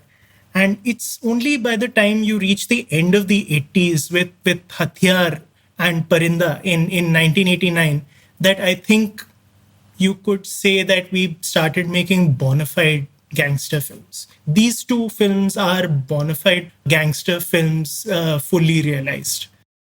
A follow-up question which sort of strikes me, like you've laid out the evolution of the Hindi film villain very well, where you talk about sort of the cartoonish direction that they went in. And I'm wondering if there are two impulses here for a Hindi film viewer. And one impulse is an impulse towards escapism, that, hey, life is hard and I just want to escape and I want to go, I want to listen to songs, I want outlandish entertainment, which is why even through the 80s, you have cartoonish villains like you've pointed out, Sir Judah in Kurz or Shakal in Shan, or, Mogambo in Mr. India. While at the same time, in the same decade, you have this growing realism in films like Satya and Arjun and, at the end of the decade, Parinda and Hathiyar, as you've sort of pointed out. That impulse might be the opposite of the impulse to escapism. It's the impulse that when you relate to something, when you see something that is real and you can relate to it, there is that thrill of recognition. And I would imagine a greater involvement and empathy, therefore. And obviously, both these impulses can exist within the same person. So I can really enjoy an escapist film and at the same time enjoy, a real film, like enjoy Shan and Artsatya together if someone can. Or Subhash Ghai's Kars and Vidhata, which had a very cartoonish villain and definitely a slightly different portrayal of a gangster. So what's your take on these two impulses? Like, am I simplifying it too much, or is it fair to say that there are these two impulses? If there are these two broad kind of impulses, has there been a directional shift away from escapism towards actually relating to what's out there? And does that then make Indian cinema closer and closer to, I mean, there's no such thing as a global mainstream, but generally cinema anywhere? Or will there always be these parallel strands where, even a lot of Hollywood commercial cinema is escapist to some degree? So what are your sort of thoughts? The 80s certainly were a weird decade because these two things are happening very much in tandem, not only in parallel. A lot of the directors who I credit with moving the gangster genre along are also making the most incredibly commercial film stuff that you can imagine. Like Rahul Ravel made Arjun, and Chandra made Tezab. The little later in 1990, Mukul Anand made Agnipath. These are out and out commercial films. They have no interest in being gritty for art's sake. Any concessions that they make towards grittiness, towards violence, towards a certain realism in terms of their sort of psychological aggression is all to the service of getting people to the hall. They thought that it would be popular. They thought that it was in tune with the times, and so they did that. So I don't see it as very opposed to each other. I think it just became more possible by then to present a slightly more violent, more realistic portrayal of the streets, of criminality. They echoed what was happening in world in the cinema of other countries more honestly, I guess, than they could in the 70s.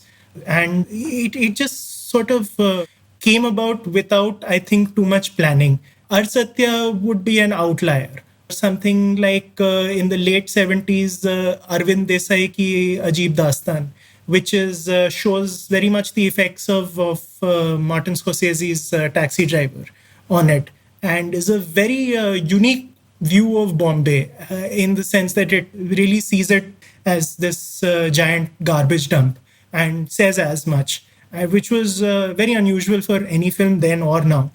And but those were films that were made by film school students, which did not really hope to reach a large audience. It was actually, I think, the films that did want to reach a lot of people that managed to push the standard along and make it a little easier for things like Parinda and Hatyar, both of which have extraordinary scenes of violence and are quite stark, in between being pure commercial films also, to be possible.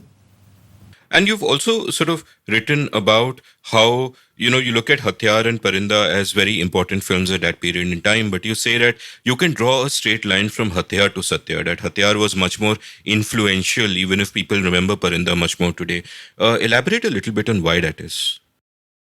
Primarily because Hatyar is a film of the streets. It's not as well made as Parinda, obviously, though it is still, it has scenes of great power, but Parinda was made by technicians who were at really the peak of their powers, so it cannot compare. And Vidhu Vinod Chopra is a better technical director, at least, than JP Datta. But Hatyar has that rawness in it that you can see in Satya, that the violence is the violence of desperation, of living on the streets, close to the streets.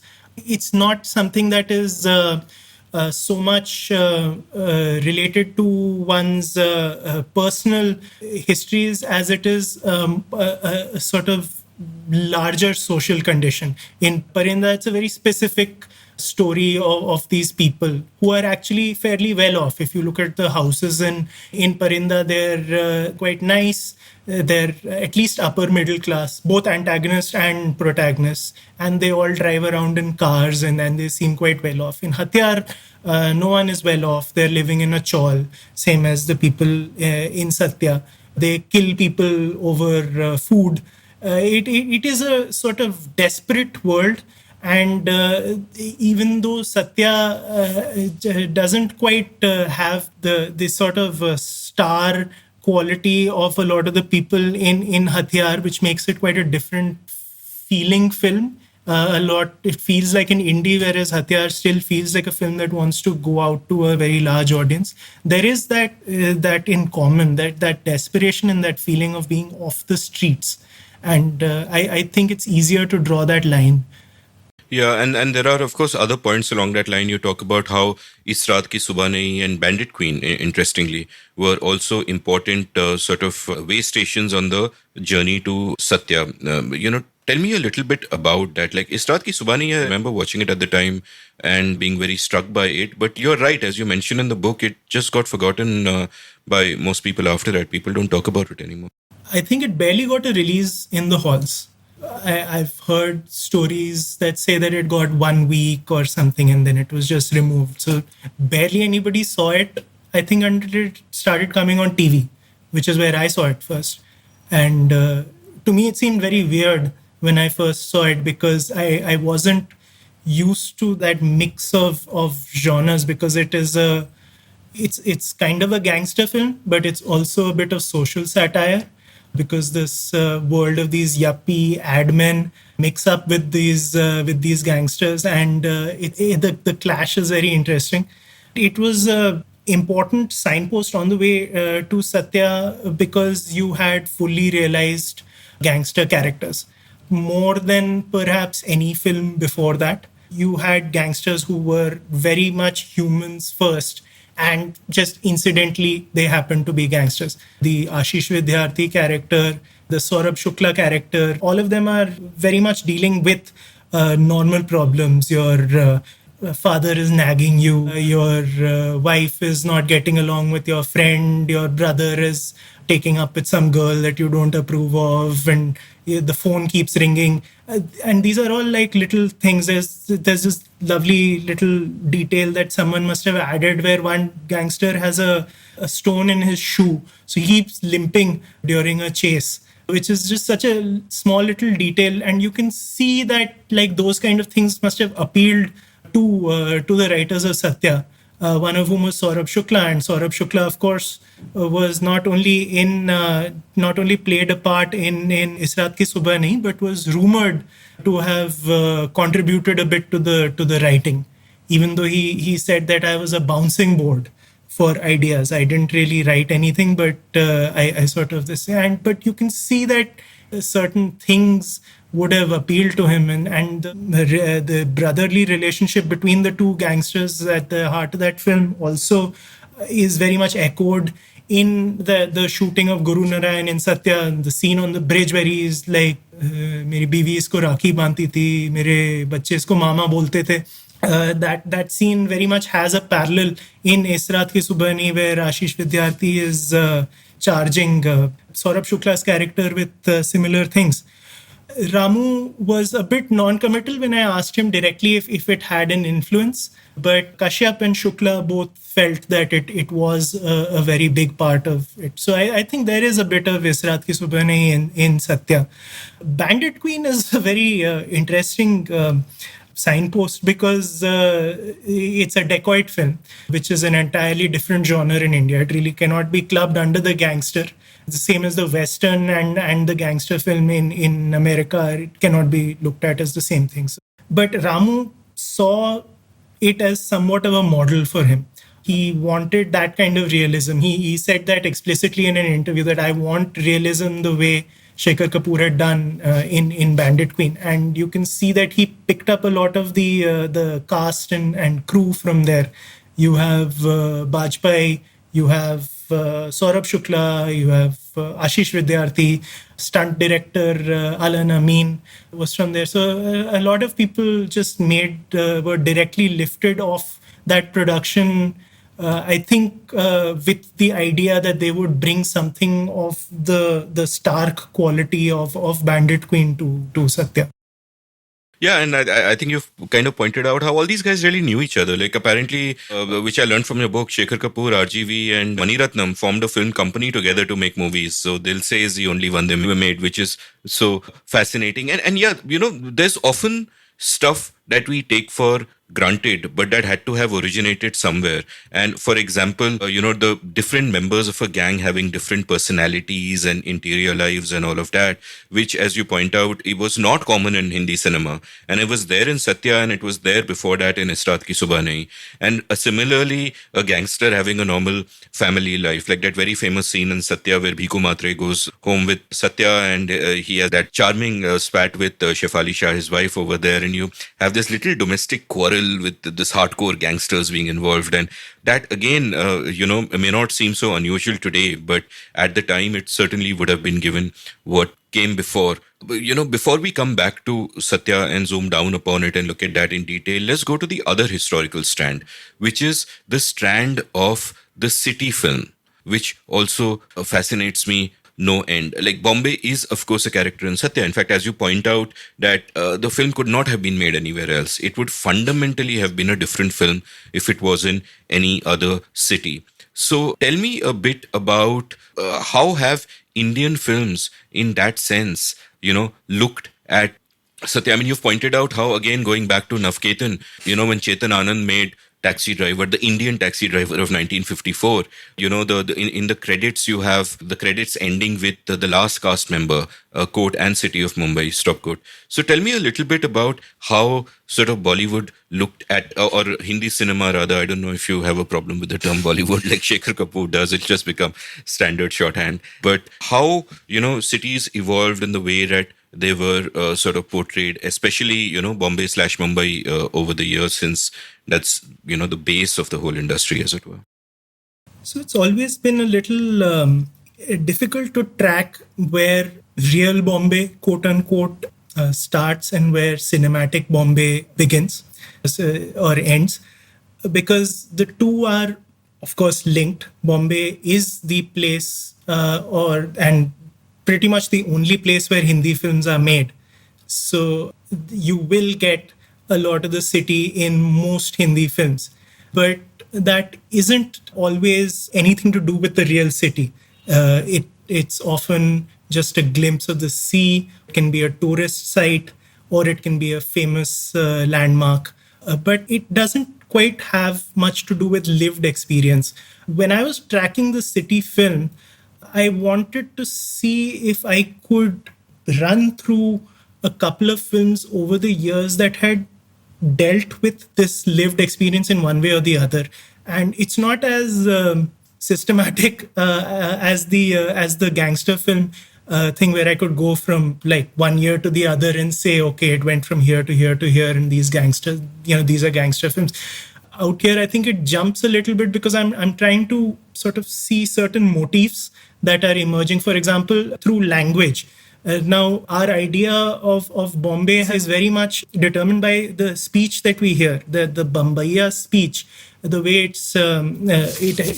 it's sort of evolved has very much shaped our idea of the city, and you can see that through films like there's Arpar, where you have these mixture of tongues. And Abrar Alvi had written that before he wrote Pyasa and Kagas Ke Phool, which are of course the films that he's remembered for. But in that film, he brought this sort of spokenness, as he put it, to Hindi film. And Kashyap, interestingly, said that was the kind of spokenness that he wanted to bring to Satya all those years later, because he tried to capture the actual rhythms of speech. And then you see that down through the years, not so much in the Salim Javed, Amitabh Bachchan films, but if you see the films written by Kader Khan, Muqaddar Ka Sikandar and Amar Akbar Anthony, those have that real Bombaya bhasha being spoken. And those really give that feel of a certain city talk. You could also see it in films like Gaman and later in Albert Pinto, Gussa Kyun Aata Hai. So that was one way in which the city sort of emerges, even if the rest of the film doesn't have, say, a lot of location shooting. Then you had mentioned the 1954 Taxi Driver, which was largely shot on location simply because they didn't have a lot of money. So their only solution was to strap this lightweight camera that they had got from France onto the hood of a taxi and to go out and just shoot the streets. At that time, it must have seemed a little strange to people. Now it looks really fresh as compared to a lot of the other Navketan films, which are clearly studio films. This is shot in the outdoors. You can see a lot of the people and the surroundings and the city, and it looks quite incredible. There was another film called Aakhri Khat, which was made about a decade later. It's also quite remarkable in the sense it was a child's eye view of the city. They let this little toddler onto the streets and they just followed it with the camera. It's a Chetana Anand film. And it was again a very unvarnished look at Bombay. And these were later picked up by the parallel films and by the films made by the FTI graduates in the 70s and 80s. And you get a certain parallel idea of Bombay almost running through these films and running through, say, the more commercial films. Even a middle-of-the-road film like Goody, which starts off or very early on when Jaya Bachchan arrives in Bombay, her experience of the city is through painted billboards of films of her celebrity crush, Dharmendra. And you hear De Do Pyar, Le Lo Pyar playing on the soundtrack. And so this is a film that even though it is in a slightly more realistic frame, she is experiencing Bombay as the cinematic city and not a real city. It's a very interesting play by Rishikesh Mukherjee, which you have an echo in Ram Gopal Verma's Rangila all those years later, whose opening credits have street noise on the soundtrack, and you have stills of film stars on screen with the credits of the stars of Rangila accompanying them. So you have like the city film, as it were, running parallel to the cinematic Bombay film at the same time in the opening credits, in a film which is about the people who sort of straddle real Bombay and cinematic Bombay. That's so fascinating. And what I also found fascinating was, you've obviously got such a fine ear for this stuff. You've given so many great examples of this Bombaya, how it's come down through the years. Like I was struck by Mahmood in Bombay to Goa saying, "Tumko kidhar jane ka," which is, speaks to you at multiple levels. And there's this great example that I actually want to read out from Rangila because it's a great example of show don't tell, where instead of just saying something, you kind of show it. Like the example that I like to sort of give my writing class of an example of this is when JBS Haldane, the scientist, was asked why he shifted to India in his 60s after living all his life in England. Instead of saying something like, "I wanted to live a simple life unconstrained by convention," he said, "I don't want to wear socks anymore," which is so beautiful because everybody relates to it. You immediately get it, right? And similarly, in Rangila, you quote this lovely dialogue where two touts are talking and one of them asks another one, "Kaisa chal raha hai dhanda?" And the other guy says, "Solid bole to paisa lane ka taxi mein jane ka kya?"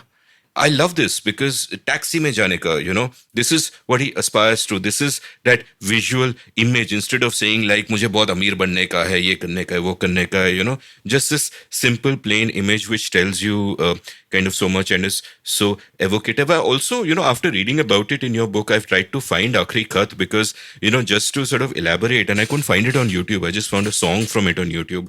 And just to elaborate, I mean, I can't believe such a film was made in 1966. And what really intrigued me and what I wanted to see was how in the film Chetan Anand cuts back and forth through time, not just how you have the city through the infant's child's eye, but like you point out, the basic plot of the film is this woman goes to leave an infant at her lover's doorstep and she leaves a letter to that effect. But she changes her mind and takes the baby away, but he finds a letter and that's Aakhri Khat. And then the woman dies and the infant is alone.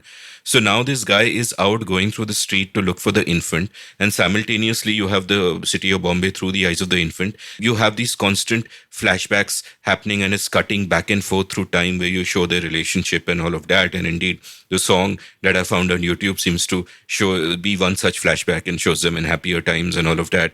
And that's fascinating in this interplay of the past. And again, maybe, there's a sense of that in the final scenes of Satya as well. As Satya is climbing the steps to, get to his beloved, and he's injured and he can barely climb. And then you keep cutting away to this image from earlier in the film where she's on the roof and she's saying, "Come, come, come." And that was really well done. Extremely sophisticated, which I hadn't sort of expected. And they chose those scenes smartly. They chose ones which were outdoors and bright. Ramu explained it this way, that he's like, the film had become very dark towards the end. And I don't think he meant dark emotionally. I think he meant like it was just like very dark. You hadn't seen the sun or the blue sky for a long time. So he's like, I wanted a little bit of brightness in that moment. I think it was the editor, one of the editors, Apurva Asrani's suggestion to insert those like little glimpses of happier times with Vidya's character just before he dies.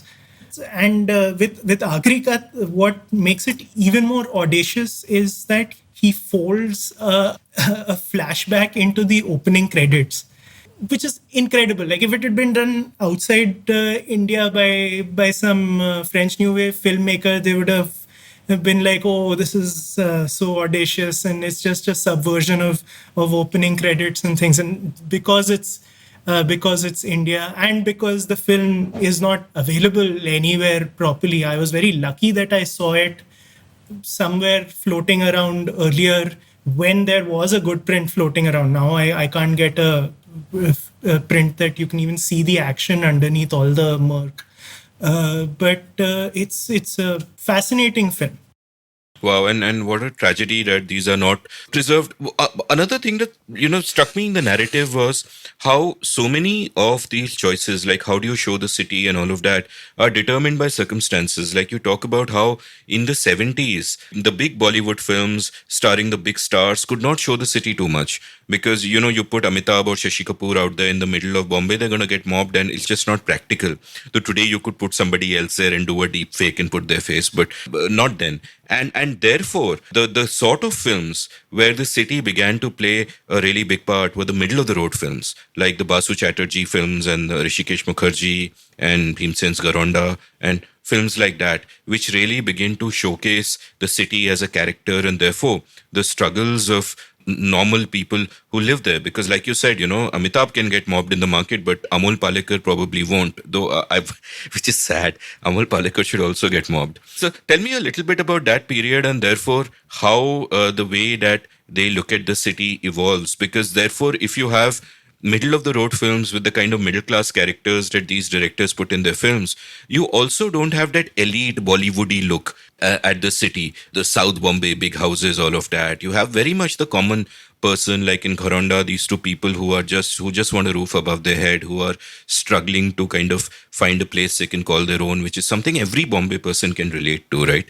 So tell me a little bit about then the evolution of how the city begins to be shown in Hindi cinema and becomes a character in so many films. Middle of the road cinema, it was instrumental, I feel, at least in bringing Bombay to the forefront of Hindi films. I don't think it could have happened in commercial cinema had that not happened through the 70s and the 80s in middle of the road cinema. And it was done in such an unassuming manner that didn't call attention to itself. Now we look back at Basu Chatterjee films and say, oh wow, this is like the Bombay of that times. We literally cannot see it in any other films. You can see it in Basu Chatterjee films because he really had an eye, more than I would say Rishikesh Mukherjee, who's his equal in all other ways and maybe superior in some. But I think Basu Chatterjee did have the better eye, and his eye for Bombay is incredible. I think there is no song on the Bombay Rains that is better than the one in Manzil, Rim Jim Gire Savan.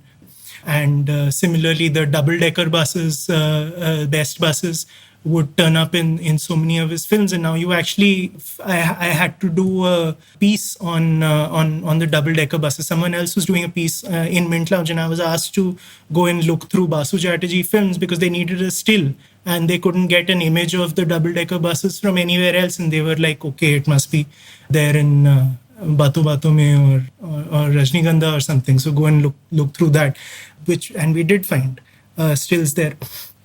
And you can see this through parallel / middle of the road cinema. The Saeed Mirza films, I think, were also very perceptive about life in Bombay. The loose trilogy of Arvind Desai ki Ajeeb Dastan, Albert Pinto ko Gussa Kyun Aata Hai, and Salim Langde pe Matro. They photograph Bombay very honestly, and you can draw some sort of line from them through to Salam Bombay, through to Satya. They are also very perceptive about life in Bombay, about the mills, about the sort of disconnect between the new upper class, the new moneyed class in Arvind Desai and the people whom he deals with. He has great contempt for them. And that's unusual to see in a Hindi film, someone just calling Bombay a trash heap and saying that all these people are sold out and I am so much better than them, even though it's obvious that he is hardly any kind of virtuous man himself. And these are all very fascinating monuments to Bombay in their particular time period. It's good that they were spaced out by some years because you sort of get an idea of how Bombay evolved through the films of Saeed Mirza. You also have Mohan Joshi Hazir Ho, which is a fantastic black satire on Bombay and housing and corruption and just the living conditions in Bombay. And then you have films like Katha, also indebted to the middle of the road tradition, Sai Paranjpe Katha, which is beautiful look at communal living in Bombay. So I think the picture that came through all these films was something that you could not see in the commercial cinema of that time for a very long time, until it sort of started to pick up in the mid to late 80s. And the torch was carried by parallel cinema and middle of the road cinema for a very long time. The thought that just comes into my mind that, where is that middle of the road cinema today? Like, where is the Rishikesh Mukherjee or Basu Chatterjee of today? It's actually thriving, I would say. A lot of the Ayushmann Khurrana films, I would classify them as a new middle cinema. The things which Rajkumar Rao is doing, a lot of the films which Pankaj Tripathi is doing now, these would definitely slot in that tradition, I would say. Things there's a film called Aankho Dekhi by Rajat Kapoor, which I think was quite instrumental in bringing back the new middle cinema. And then it sort of took off from there. You had Dam Laga Ke Haisha, which was also very influential. And then it's been one of the brighter spots in my life in the past, say, 5 or 6 years. Maybe the better Hindi film, like 50 or 60% of the good Hindi cinema that has come out in recent times has been in and around this tradition. Yeah, and interesting that many of these actors who are acting in these middle of the road films also interestingly acted in Satya, like, Manoj Pava and Sushant Singh and just a whole bunch of these guys. And sort of just an aside for my listeners that, I was just, while reading your book, thinking about where do you see Bombay the best today? And it's actually not in cinema, it's in vlogs. So there are a bunch of vlogs I've started following, which I'll link from the show notes. People like Dev Daddani, Mohammad Salim Khan, Satya Sagar, who, and they are the starkest, most real sort of images of the city as it is, and the city evolving every day and growing every day, as you see. Though, of course, they are possibly more what you would call documentary sort of style than realism. And you've kind of written in the book about the difference between cinematic realism and the documentary style. But it's just that how through the years there is this progression towards greater and greater intimacy. And some of that, of course, has to do with the medium as well, because entirely different medium if you're sort of vlogging for YouTube as opposed to actually making cinema, though I think there's a lot of good cinematic talent happening out there as well. Let's start talking about Satya now. We've kind of seen that it's not something that emerges sui generis, right? There's been this tradition of the gangster film that has gradually come to this point. There's this tradition of the city film, which has come to this point where the city is being shown for what it is. And then there is an enormous amount of serendipity and lucky accidents which kind of happen and which sort of just come together, right from, Manoj Bajpayee being one of the really important figures, and the way Manoj sort of runs into RGV, or I'll just say Ramu because that's what's coming into my head. The way Manoj runs into Ramu is that he auditions for Daud, which is, another film that Ramu happens to be making. And if he hadn't happened to be making that at that point, then, Manoj Bajpayee may not have been associated, and therefore Satya may not have evolved the way that it did. And then there are just a bunch of lucky accidents which kind of come together. One lucky accident is actually a failure where RGV, because he's influenced by Satya, wants Vijay Tendulkar to write the film.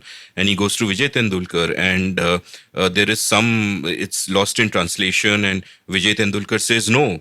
And therefore, Anurag Kashyap, and later they get Saurabh Shukla. And the way all of this is kind of happening where, Manoj goes for an audition for some other film, becomes friends, gets Anurag in, Vijay Tendulkar says no, they get Saurabh Shukla, all of this kind of just falling into place, these incredible accidents.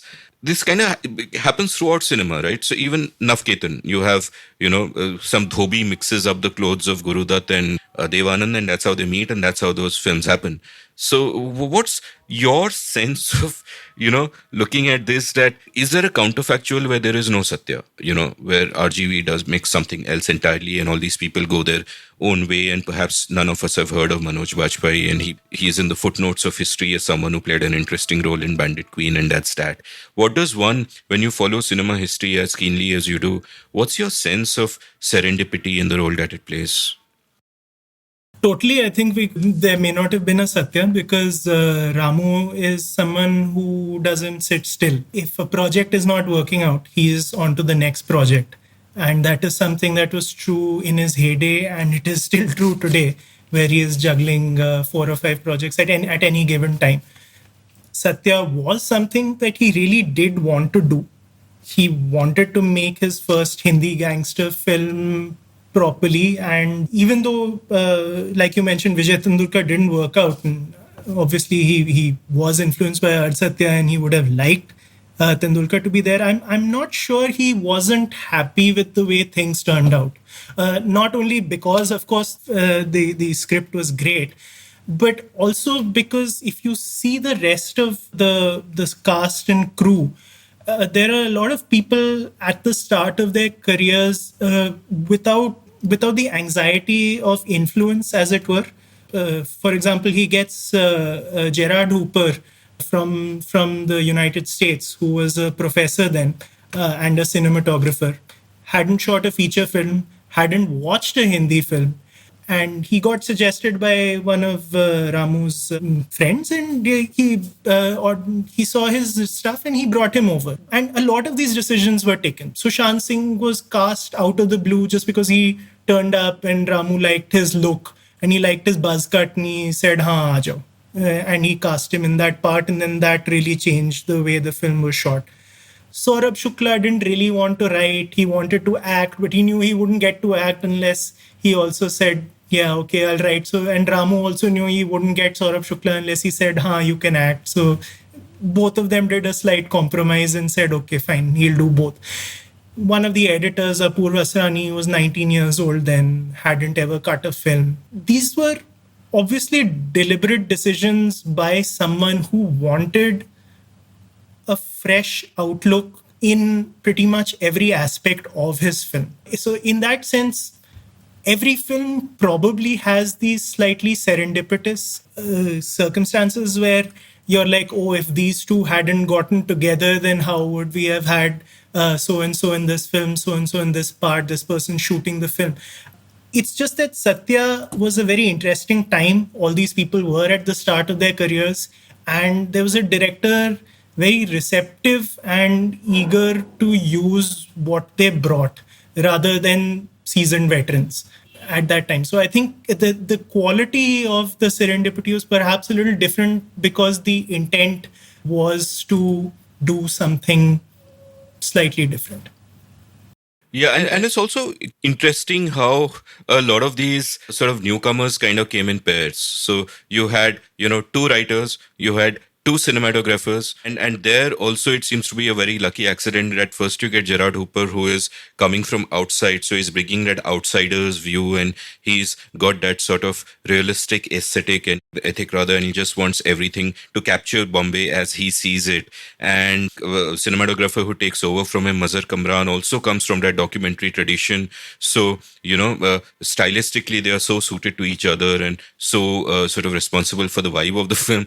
You also have sort of two editors because one of them is working on an Avid, the other one is working on a Steenbeck, almost like, again, the film is a literal bridge and Istanbul, as it were, between two different traditions, though more a bridge in time than a bridge in geography. And the music, Vishal Bhardwaj and Sandeep Chautha. So tell me a little bit about, what you feel about the music in particular. One of the things I discussed with Jay in that episode, which you also mentioned, which I wonder what your opinion is the role of sort of background music in films. Like, I generally don't want to be spoon-fed. Like, where there is background music, I want it to be subtle, not in a sense of, spoon-feeding me and telling me how to feel and all of that, but just adding another layer to whatever the storytelling is doing, and a layer that is not redundant. And Sandeep Chautha's music here is very interesting because parts of it I really liked. It seemed to kind of work so much, but you also point out how so many people sort of reacted negatively to the music and said that, hey, you spoiled it all, and this too much loud music and whatever. Tell me a little bit about, what were your impressions of it when you first saw the film with normal eyes, when you're not writing a book on it, and then when you watch it again and again and all of that, and you speak to all the protagonists concerned, how is your sense of it evolving, and is it an important film also for the way the music was approached? So I don't really have a problem with button pushing music. I love John Williams' scores for the Spielberg films and the other ones that he's done, and he's the most button pushing composer ever. Morricone also, I wouldn't call him a particularly subtle composer, but he's again one of my favorites. I would say that I do not have a fondness for very loud scores, just in terms of the mixing and the way it's used. And Satya can be a very loud score at times. It drowns out dialogues, as Saurabh Shukla pointed out to me when I asked him about the score, and it also distracts sometimes. I guess it may be more distracting for people outside India. People here are a lot more used to loud and blaring music coming out of the films. I have mixed feelings about the score. I think it's very effective in a lot of moments. The opening and closing themes when Satya is just arriving in the city is this sort of mournful quality to them, which is very nice downbeat start to the film, and closing out also it's a very heartrending kind of flute melody which is there. But there's also moments where it's just it's pushed up to 11. And I was asking Ramu about it also, and he had said that I know that I do this to my film scores, but it's like after the dialogue is locked and the sound mix is locked, the only thing I can play with is the score, and so I keep fiddling with that, and I like to push it quite a bit. Is interestingly someone whom we mentioned a couple of times already, Govind Nehlani, was shown a cut of Satya before it released, and he said that Ramu, I think you've gone overboard with the score, and I think it's not going to work. And he changed his mind after the film released, because he said that the audience could relate to a lot of things that were going on in Satya because they're used to this kind of score. And some of the things in the film that may have been new to them were sort of smoothed over by the fact that they were used to these kind of aggressive, loud, button pushing scores. Yeah, and I think you've also pointed out in the book that how, Mazhar Kamran, who shot more than half the film, saw a cut of it without the music. And he told Ramu that, hey, I think we failed. And Ramu said, wait, see the version with the music. And then he changed his mind completely. So I guess at certain levels it worked. My other question is about the nature of how the script evolved. Like you've pointed out that one, of course, there is that early scene with Sushant where the power of improvisation came through and Ramu said, okay, let's kind of stick to improvising. We have the caliber of actor who can do that. But then also Gulshan Kumar was murdered just as the film was underway. Different accounts have it on the second day, the fourth day, as you've pointed out. And I'll ask you a question about memory also a little later. And Ramu decided that, okay, we got to take a break and we got to incorporate what we are learning about this industry and about what's happening in the Bombay underworld and all of that through this. And indeed, you have a sort of a similar assassination as one of the plot points of the film and all of that. The upshot of this was that, at one point you write, I'll just quote from your book, you say, quote, Kashyap is probably exaggerating only a little when he says that after the scene at the Tabela, the writing process became a series of one-liners conceived by Verma and fleshed out by Shukla and himself. Ramu would say, today we'll shoot this scene. This happens, that happens, and so is killed. We'd go there and write the scene based on the actors available. One can picture Shukla and Kashyap frantically scribbling last-minute zingers, handing those to the actors minutes before the shot and saying, forget what we told you earlier, just say this. How exhilarating it must have been if you were an actor used to situations like this. How utterly unnerving if you weren't. And and this can, of course, be a strength. You have some incredible actors, though I didn't think so highly of Chakravarti, but we'll come to that later. But you have an incredible ensemble cast here, but it can also make for weaknesses where everything doesn't seem to, fit together so well. Like, I can both say wow at that scene, the railway footbridge or whatever, where Guru is killed and they have that impromptu exchange, which tells you that there is a backstory between them. But it seems sudden and unmoored from, there's no hint of that coming. Had you had a hint that there is a backstory, then even the decision to kill this person, the chase of this person, would have had an added resonance that is not there, because this is just improvised. It's not kind of there. Perhaps the actors themselves didn't know it at the time till they actually start talking like that. And, so do you feel that that's a sort of a fundamental weakness of the film? And again, an opinion which I think will not go down well with many people, and I say this with the greatest of respect, but when I saw Gangs of Wasseypur, it just seemed to me that it's a series of brilliant set pieces, but the whole is less than the sum of its parts. And therefore, there might also then be this approach that, arey, great scene ho gaya, great scene ho gaya, great scene ho gaya. But does it tie together all that well? And I wonder if some of the approach there was similar as well. So what are your sort of thoughts on this? And please don't troll me, Wasseypur fans. I'm one of them, but Yeah. you can come to Wasseypur. I'll digress a bit at the beginning because I wanted to bring in something that I had in an earlier draft of the book, but then I cut out for reasons of length and just not really fitting. But Jaws, the Steven Spielberg Jaws, actually the writing of it had quite a lot in common with what Satya seemed to have been. There was a script by the original author of the novel that just didn't work. And it was rewritten by someone, it was rewritten by someone else. And finally, they decided that none of those would work. And by that time, shooting had started.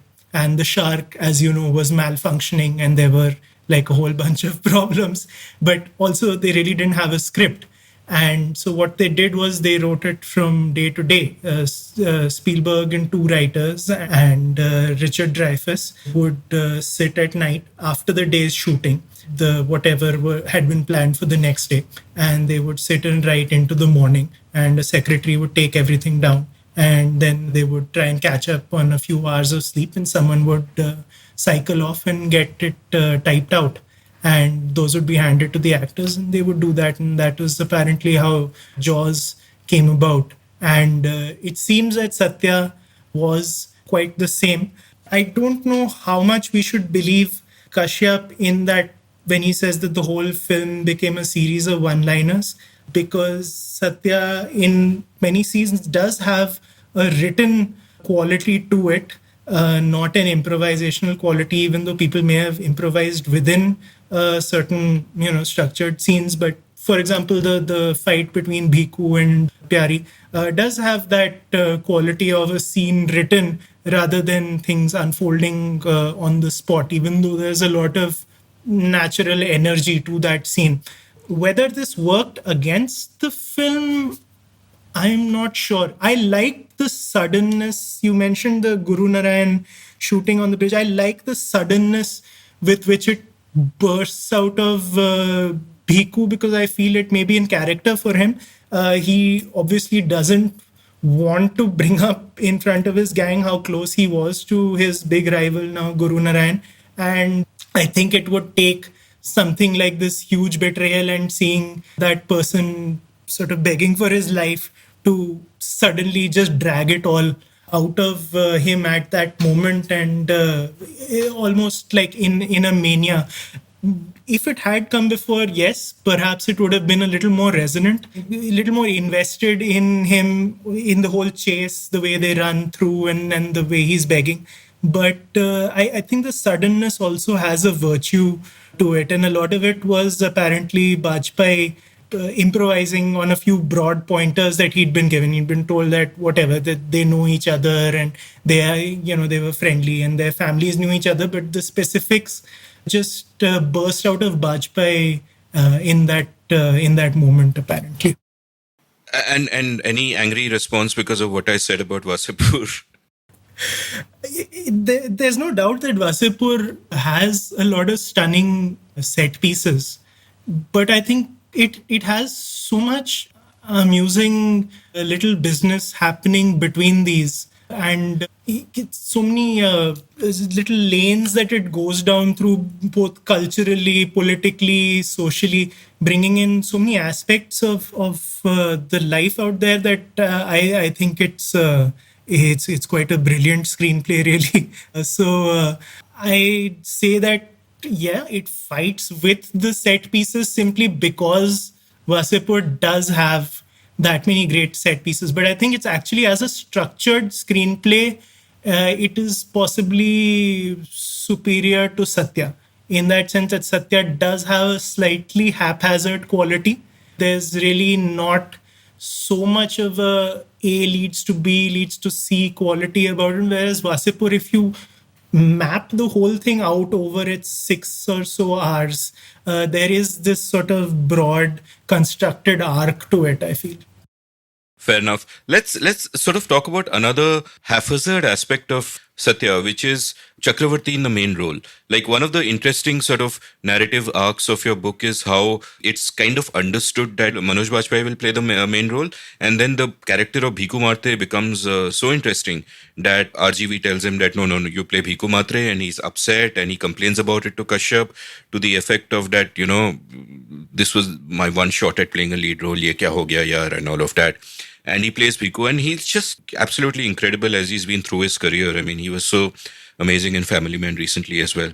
But Chakravarti seems extremely uneven. The only scenes where his acting seems to work is where he's supposed to show restraint, because he is, I think, naturally resting face restrained. And there are scenes where you see a combination of his being miscast, I think, and or rather acting, and also the impromptu script. Like you pointed out, that scene between Bhiku and his wife where they're fighting, where if you just look at Satya's reaction, just not reacting, and I think you've mentioned in the book also, is one of those confusing moments for you, and you pointed out it may be partly because he wasn't briefed on what his character is supposed to be. But it seems like, here is an actor who, and I'm perfectly fine with the character's backstory remaining mysterious to us. I think that's fine. You don't need to spell everything out and explain everything. But it almost felt to me that the actor doesn't know himself. So interestingly, Ramu took a lot of the blame for whatever criticism one might level at Chakravarti's performance on himself, by saying that he didn't have a clear conception of Satya's character from the start, and therefore he couldn't give clearer signals to Chakravarti, and therefore, like, the kind of mulish confusion that you see in scenes like the Bhiku and Pyari fight, where Satya is just standing there, Ramu at least said that it is my fault, it's not his. I couldn't tell him that this is how he's feeling in that moment. And no, Chakravarti, let's face it, is not as deft as an actor as Bajpayee or Saurabh Shukla or Chef Ali Shah or any number of actors in Satya. And I think his best scenes are when he has to express Satya's personality through movement, through physicality. He makes very quick darting movements which tie in with Satya's propensity to make quick decisions, and bold decisions. I have to slash this random thug in the tabela. We have to kill Guru Narayan. We have to kill Amod Shukla. Decisions that ultimately backfired, but at the time they seemed like good decisions, at least. When he has a lot of words, or when he has to do big emotional scenes, it is a bit lacking. His scenes with Urmila don't quite work, and it's interesting because other people have argued that he's sort of the blank slate against which everyone else can be colorful, and this thing, which I buy that argument to an extent. Whether he's miscast or not is, I think, a difficult question. He was cast, I think, partly because of his look. I think Verma just liked that he thought he looked like a gangster. He wanted someone from outside the Hindi industry. He wanted someone from Telugu film, because he'd speak a certain way, he'd bring that sort of man from nowhere quality. I think those were all smart ideas. They worked at a theoretical level. Maybe at a practical level, some of them backfired and some of them worked. Maybe I'm being too harsh on Chakravarti, and maybe I think a part of it is that the character was certainly in my mind not drawn out well enough because there are inherent contradictions. Like, one of the things that struck me about the first part of the film is that everybody's stupid in the first part of the film, where Chakravarti is randomly slashing people and hitting people where he can easily get killed for it, right? Later in the film, he's, portrayed as a kind of a Chanakya of action and all of that, a strategist and all of that. But he's doing these really stupid things, taking pangas in the first part of the film with gangsters who could just kill him. And these gangsters aren't killing him. And that is very much at odds with, like when I forget the first guy's name, after he does that thing where he starts beating him up, you'd imagine that these gangsters will just finish him off, right? Rest of the film, that's what you see happening. Gangsters finishing people off. But instead, they sent him to jail where he meets Viku Matre, which seems like damn convenient and all of that. So that part of the thing where he feels more like, this village idiot who is just responding and not thinking, who suddenly becomes his master strategist in the later part of the film, didn't kind of make sense to me, but which is not taking away. I mean, I think I'm really quibbling over one tiny aspect. There's so much about the film that is delightful and path-breaking and all of that. So to go further on that now, tell me about what was the influence of Satya? We've seen why Satya comes at this moment in time, and one influence certainly is that these incredibly talented people work on the film and even are sort of part of the extended ecosystem of the film. Like, you talk about how, Sriram Raghavan and Tigmanshu Dhulia, when they see the film for the first time at the premiere and they're going back in the taxi and they're both just sitting in silence, just taking it in, what a powerful film this is. And of course, we know what kind of films those two went on to make. So tell me a bit about the influence of Satya on what came later, and does it then justify, the great man theory? We can call it the great film theory here, that had it not been for Satya, the industry would have gone in a very different direction.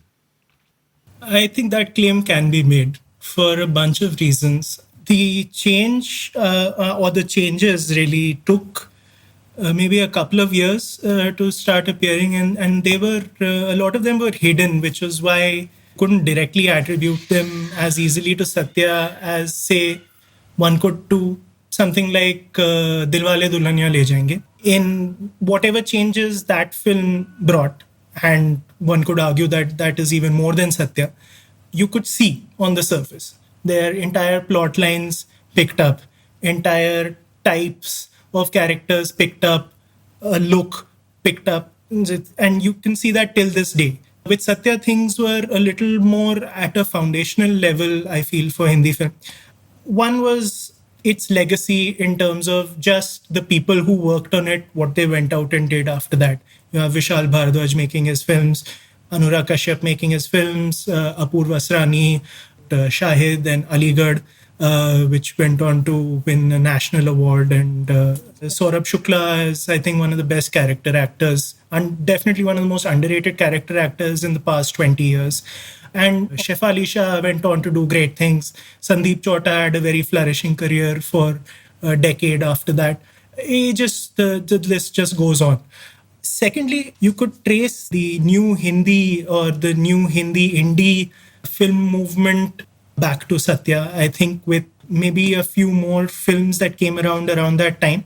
But Satya definitely had an influence on it, not only in terms of showing that a specific sort of film, not pandering to a very large audience, but again, not an art film, could find success and could find cultural resonance. And I think that was picked up by people in the 2000s when they started making their own films, younger filmmakers who came in. Even though their films may not have looked like Satya, I think they took its lessons forward. They took its idea of casting forward. I think the influence of Satya on Hindi film casting has been immense. You speak to a lot of casting directors and they will mention Satya, specifically Manoj Bajpayee as Bhiku Matre, but also just the idea of the ensemble in that film as something that really brought that idea of a talented group of young actors and not any stars to the forefront, where it was just not common in anything like mainstream Hindi cinema. At least you would see it in your parallel films, something like a Jaane Bhi Do Yaro. But even in Jaane Bhi Do Yaro, the people were quite well known at that time, whereas in Satya, you nobody was known except for Paresh Rawal and Urmila at that time. That idea of an ensemble where people are cast for particular parts and where each part sort of manages to spark and have its little moment, you start seeing pretty early on in the 2000s and in Tigmanshu Dhulia's films. In Hasil, you can see that where Irfan is surrounded by all these people, and they're all fantastic little parts. Brilliant. And you can even see it in more mainstream. The first Munna Bhai film, I think, had a beautiful ensemble. And going on through the decade, then all the way through to Aankho Dekhi and the kind of films that came after that in the new middle cinema, really have this idea of the ensemble and very specific casting that is continued till this day. Apart from that, Satya really made space for a particular kind of character actor. It wasn't like they didn't exist before, but you really had a lot of character actors coming through in the 2000s, and most of them, if not all, do credit Satya with changing something in the idea of the public, and in terms of, and for producers and directors also, as to the kind of faces they want, the kind of actors that they want in their things. If you look at it, Irfan and Nawaz, of course, break through in the 2000s, but you also have KK Menon, and then you have Piyush Mishra, and then later they're joined by Seema Pawa, Shiba Chadda, Sanjay Mishra, Pankaj Tripathi, and so on and on and on and on, and now and Rajkumar Rao, and it's just gone on from there. And you have this flowering of character actors to the point where now they are no longer seen as character actors and they're carrying their own films simply because they were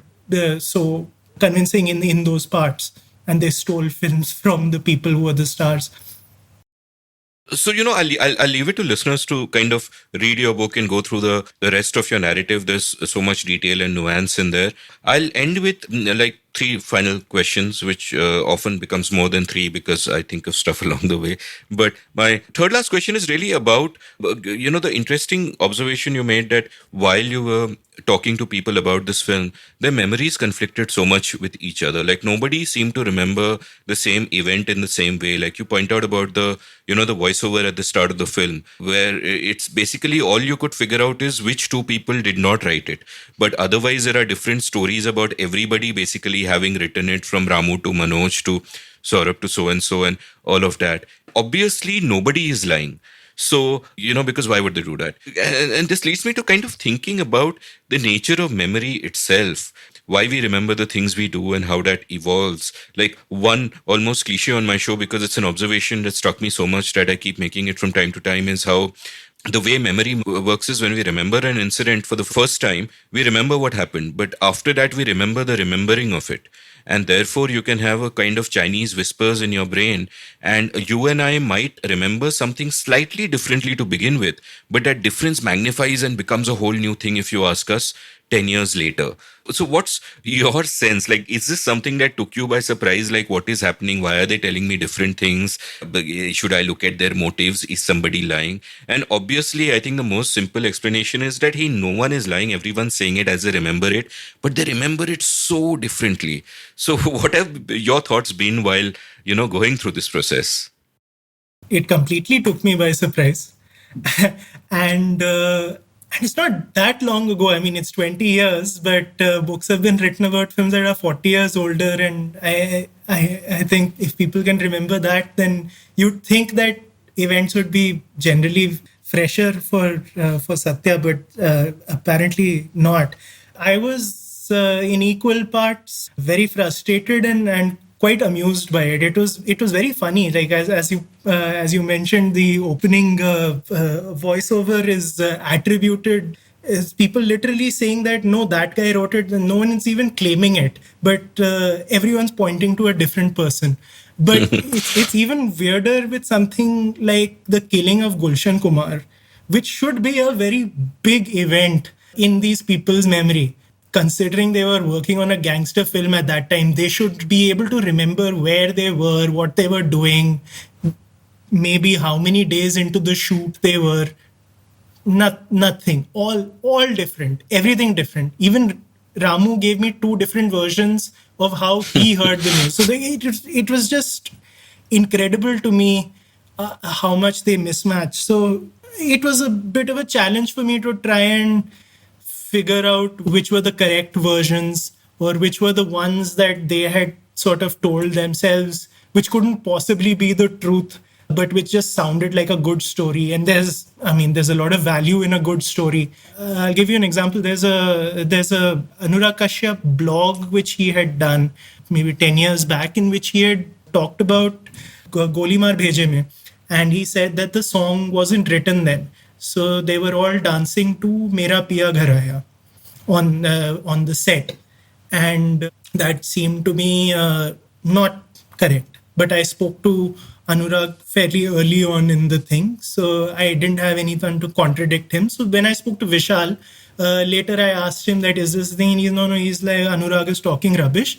The song was very much composed, and you can see them lip syncing the words in the song, which is what I had noticed before, but I was wondering whether it's just my eyes were playing tricks on me or something like that. So there are some stories which could be debunked a little easier, and there were some where I just had to choose the ones that seemed closest to the truth, or present two different versions and tell the reader to just choose whichever one they wanted.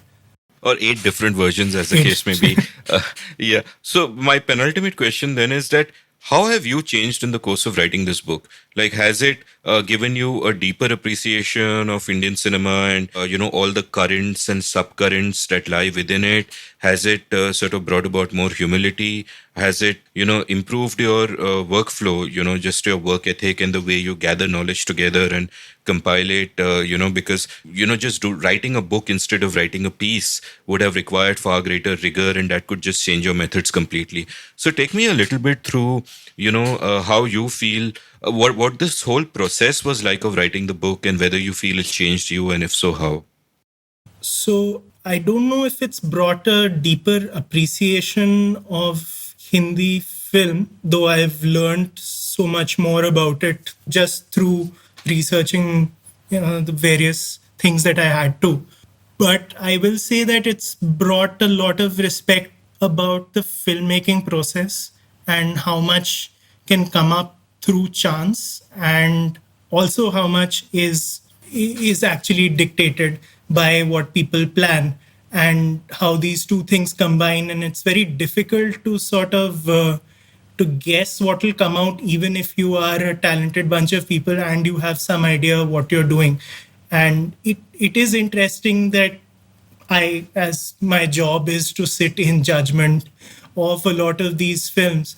And just to me, it was revealing to know that a lot of the time you're not quite sure about what you're doing as a filmmaker, as a cast or crew member while you're in it, and you're just conspiring to try and achieve something without really being able to control it to an exact degree.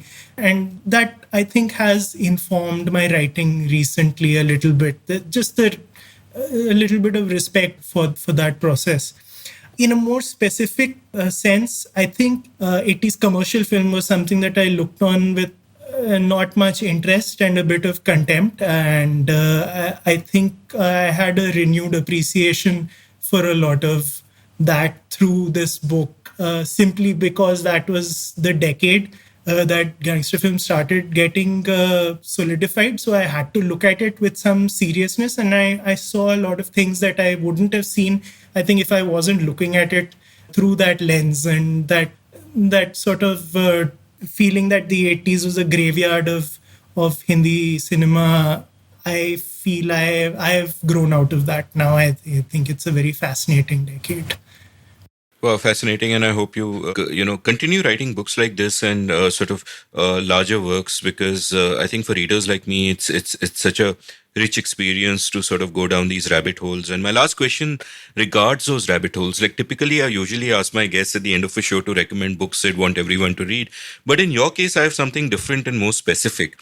And I know you're incredibly knowledgeable about world cinema, and I'll link your blog from the show notes as well, where you have some amazing pieces. And maybe next time we can talk a bit more in detail in general about cinema.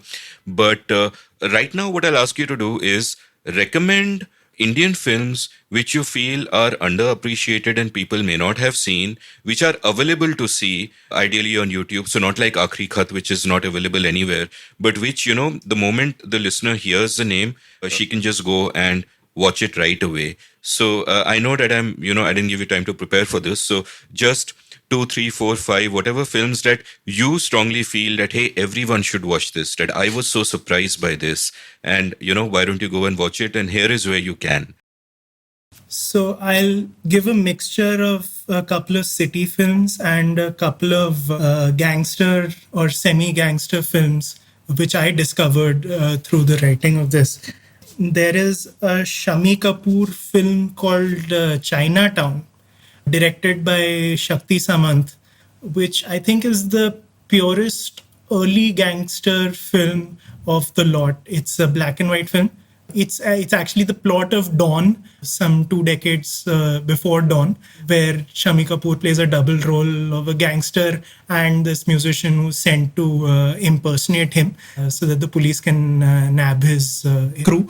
And it's fantastic. It's a bit of a comedy thriller thing, and a lot of the gangster tropes from the Hollywood films of the 1930s, 40s are there in it. It's a fascinating film, and you'll find it online in a decent print I think on YouTube, so you can see that.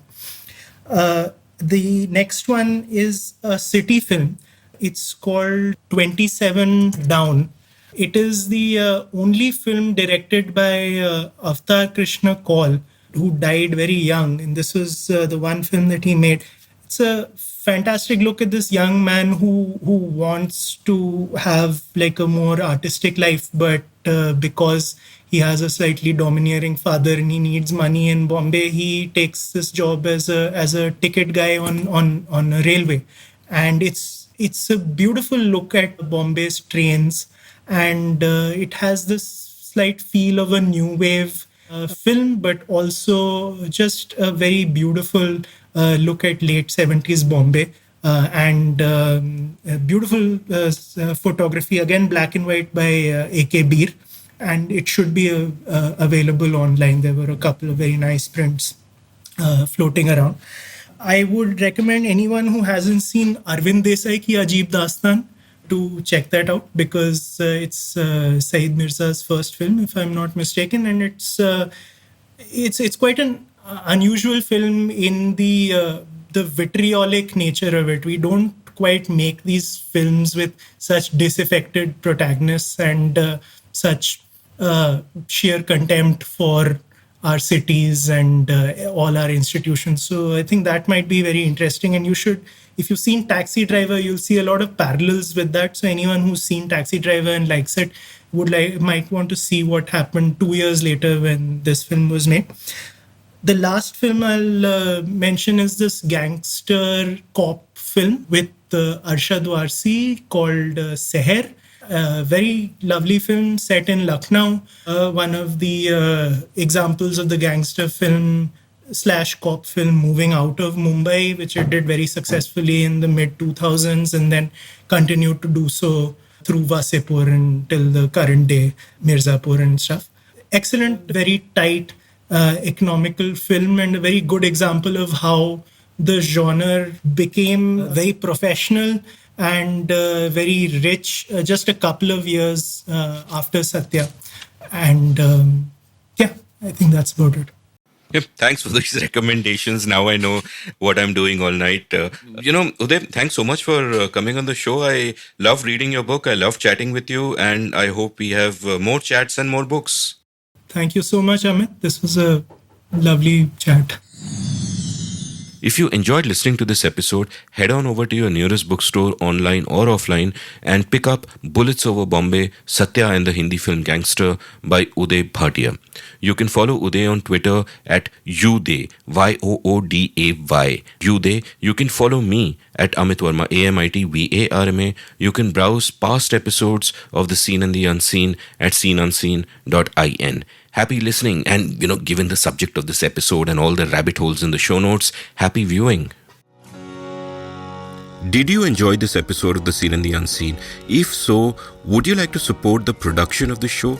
You can go over to seenunseen.in/support and contribute any amount you like to keep this podcast alive and kicking. Thank you.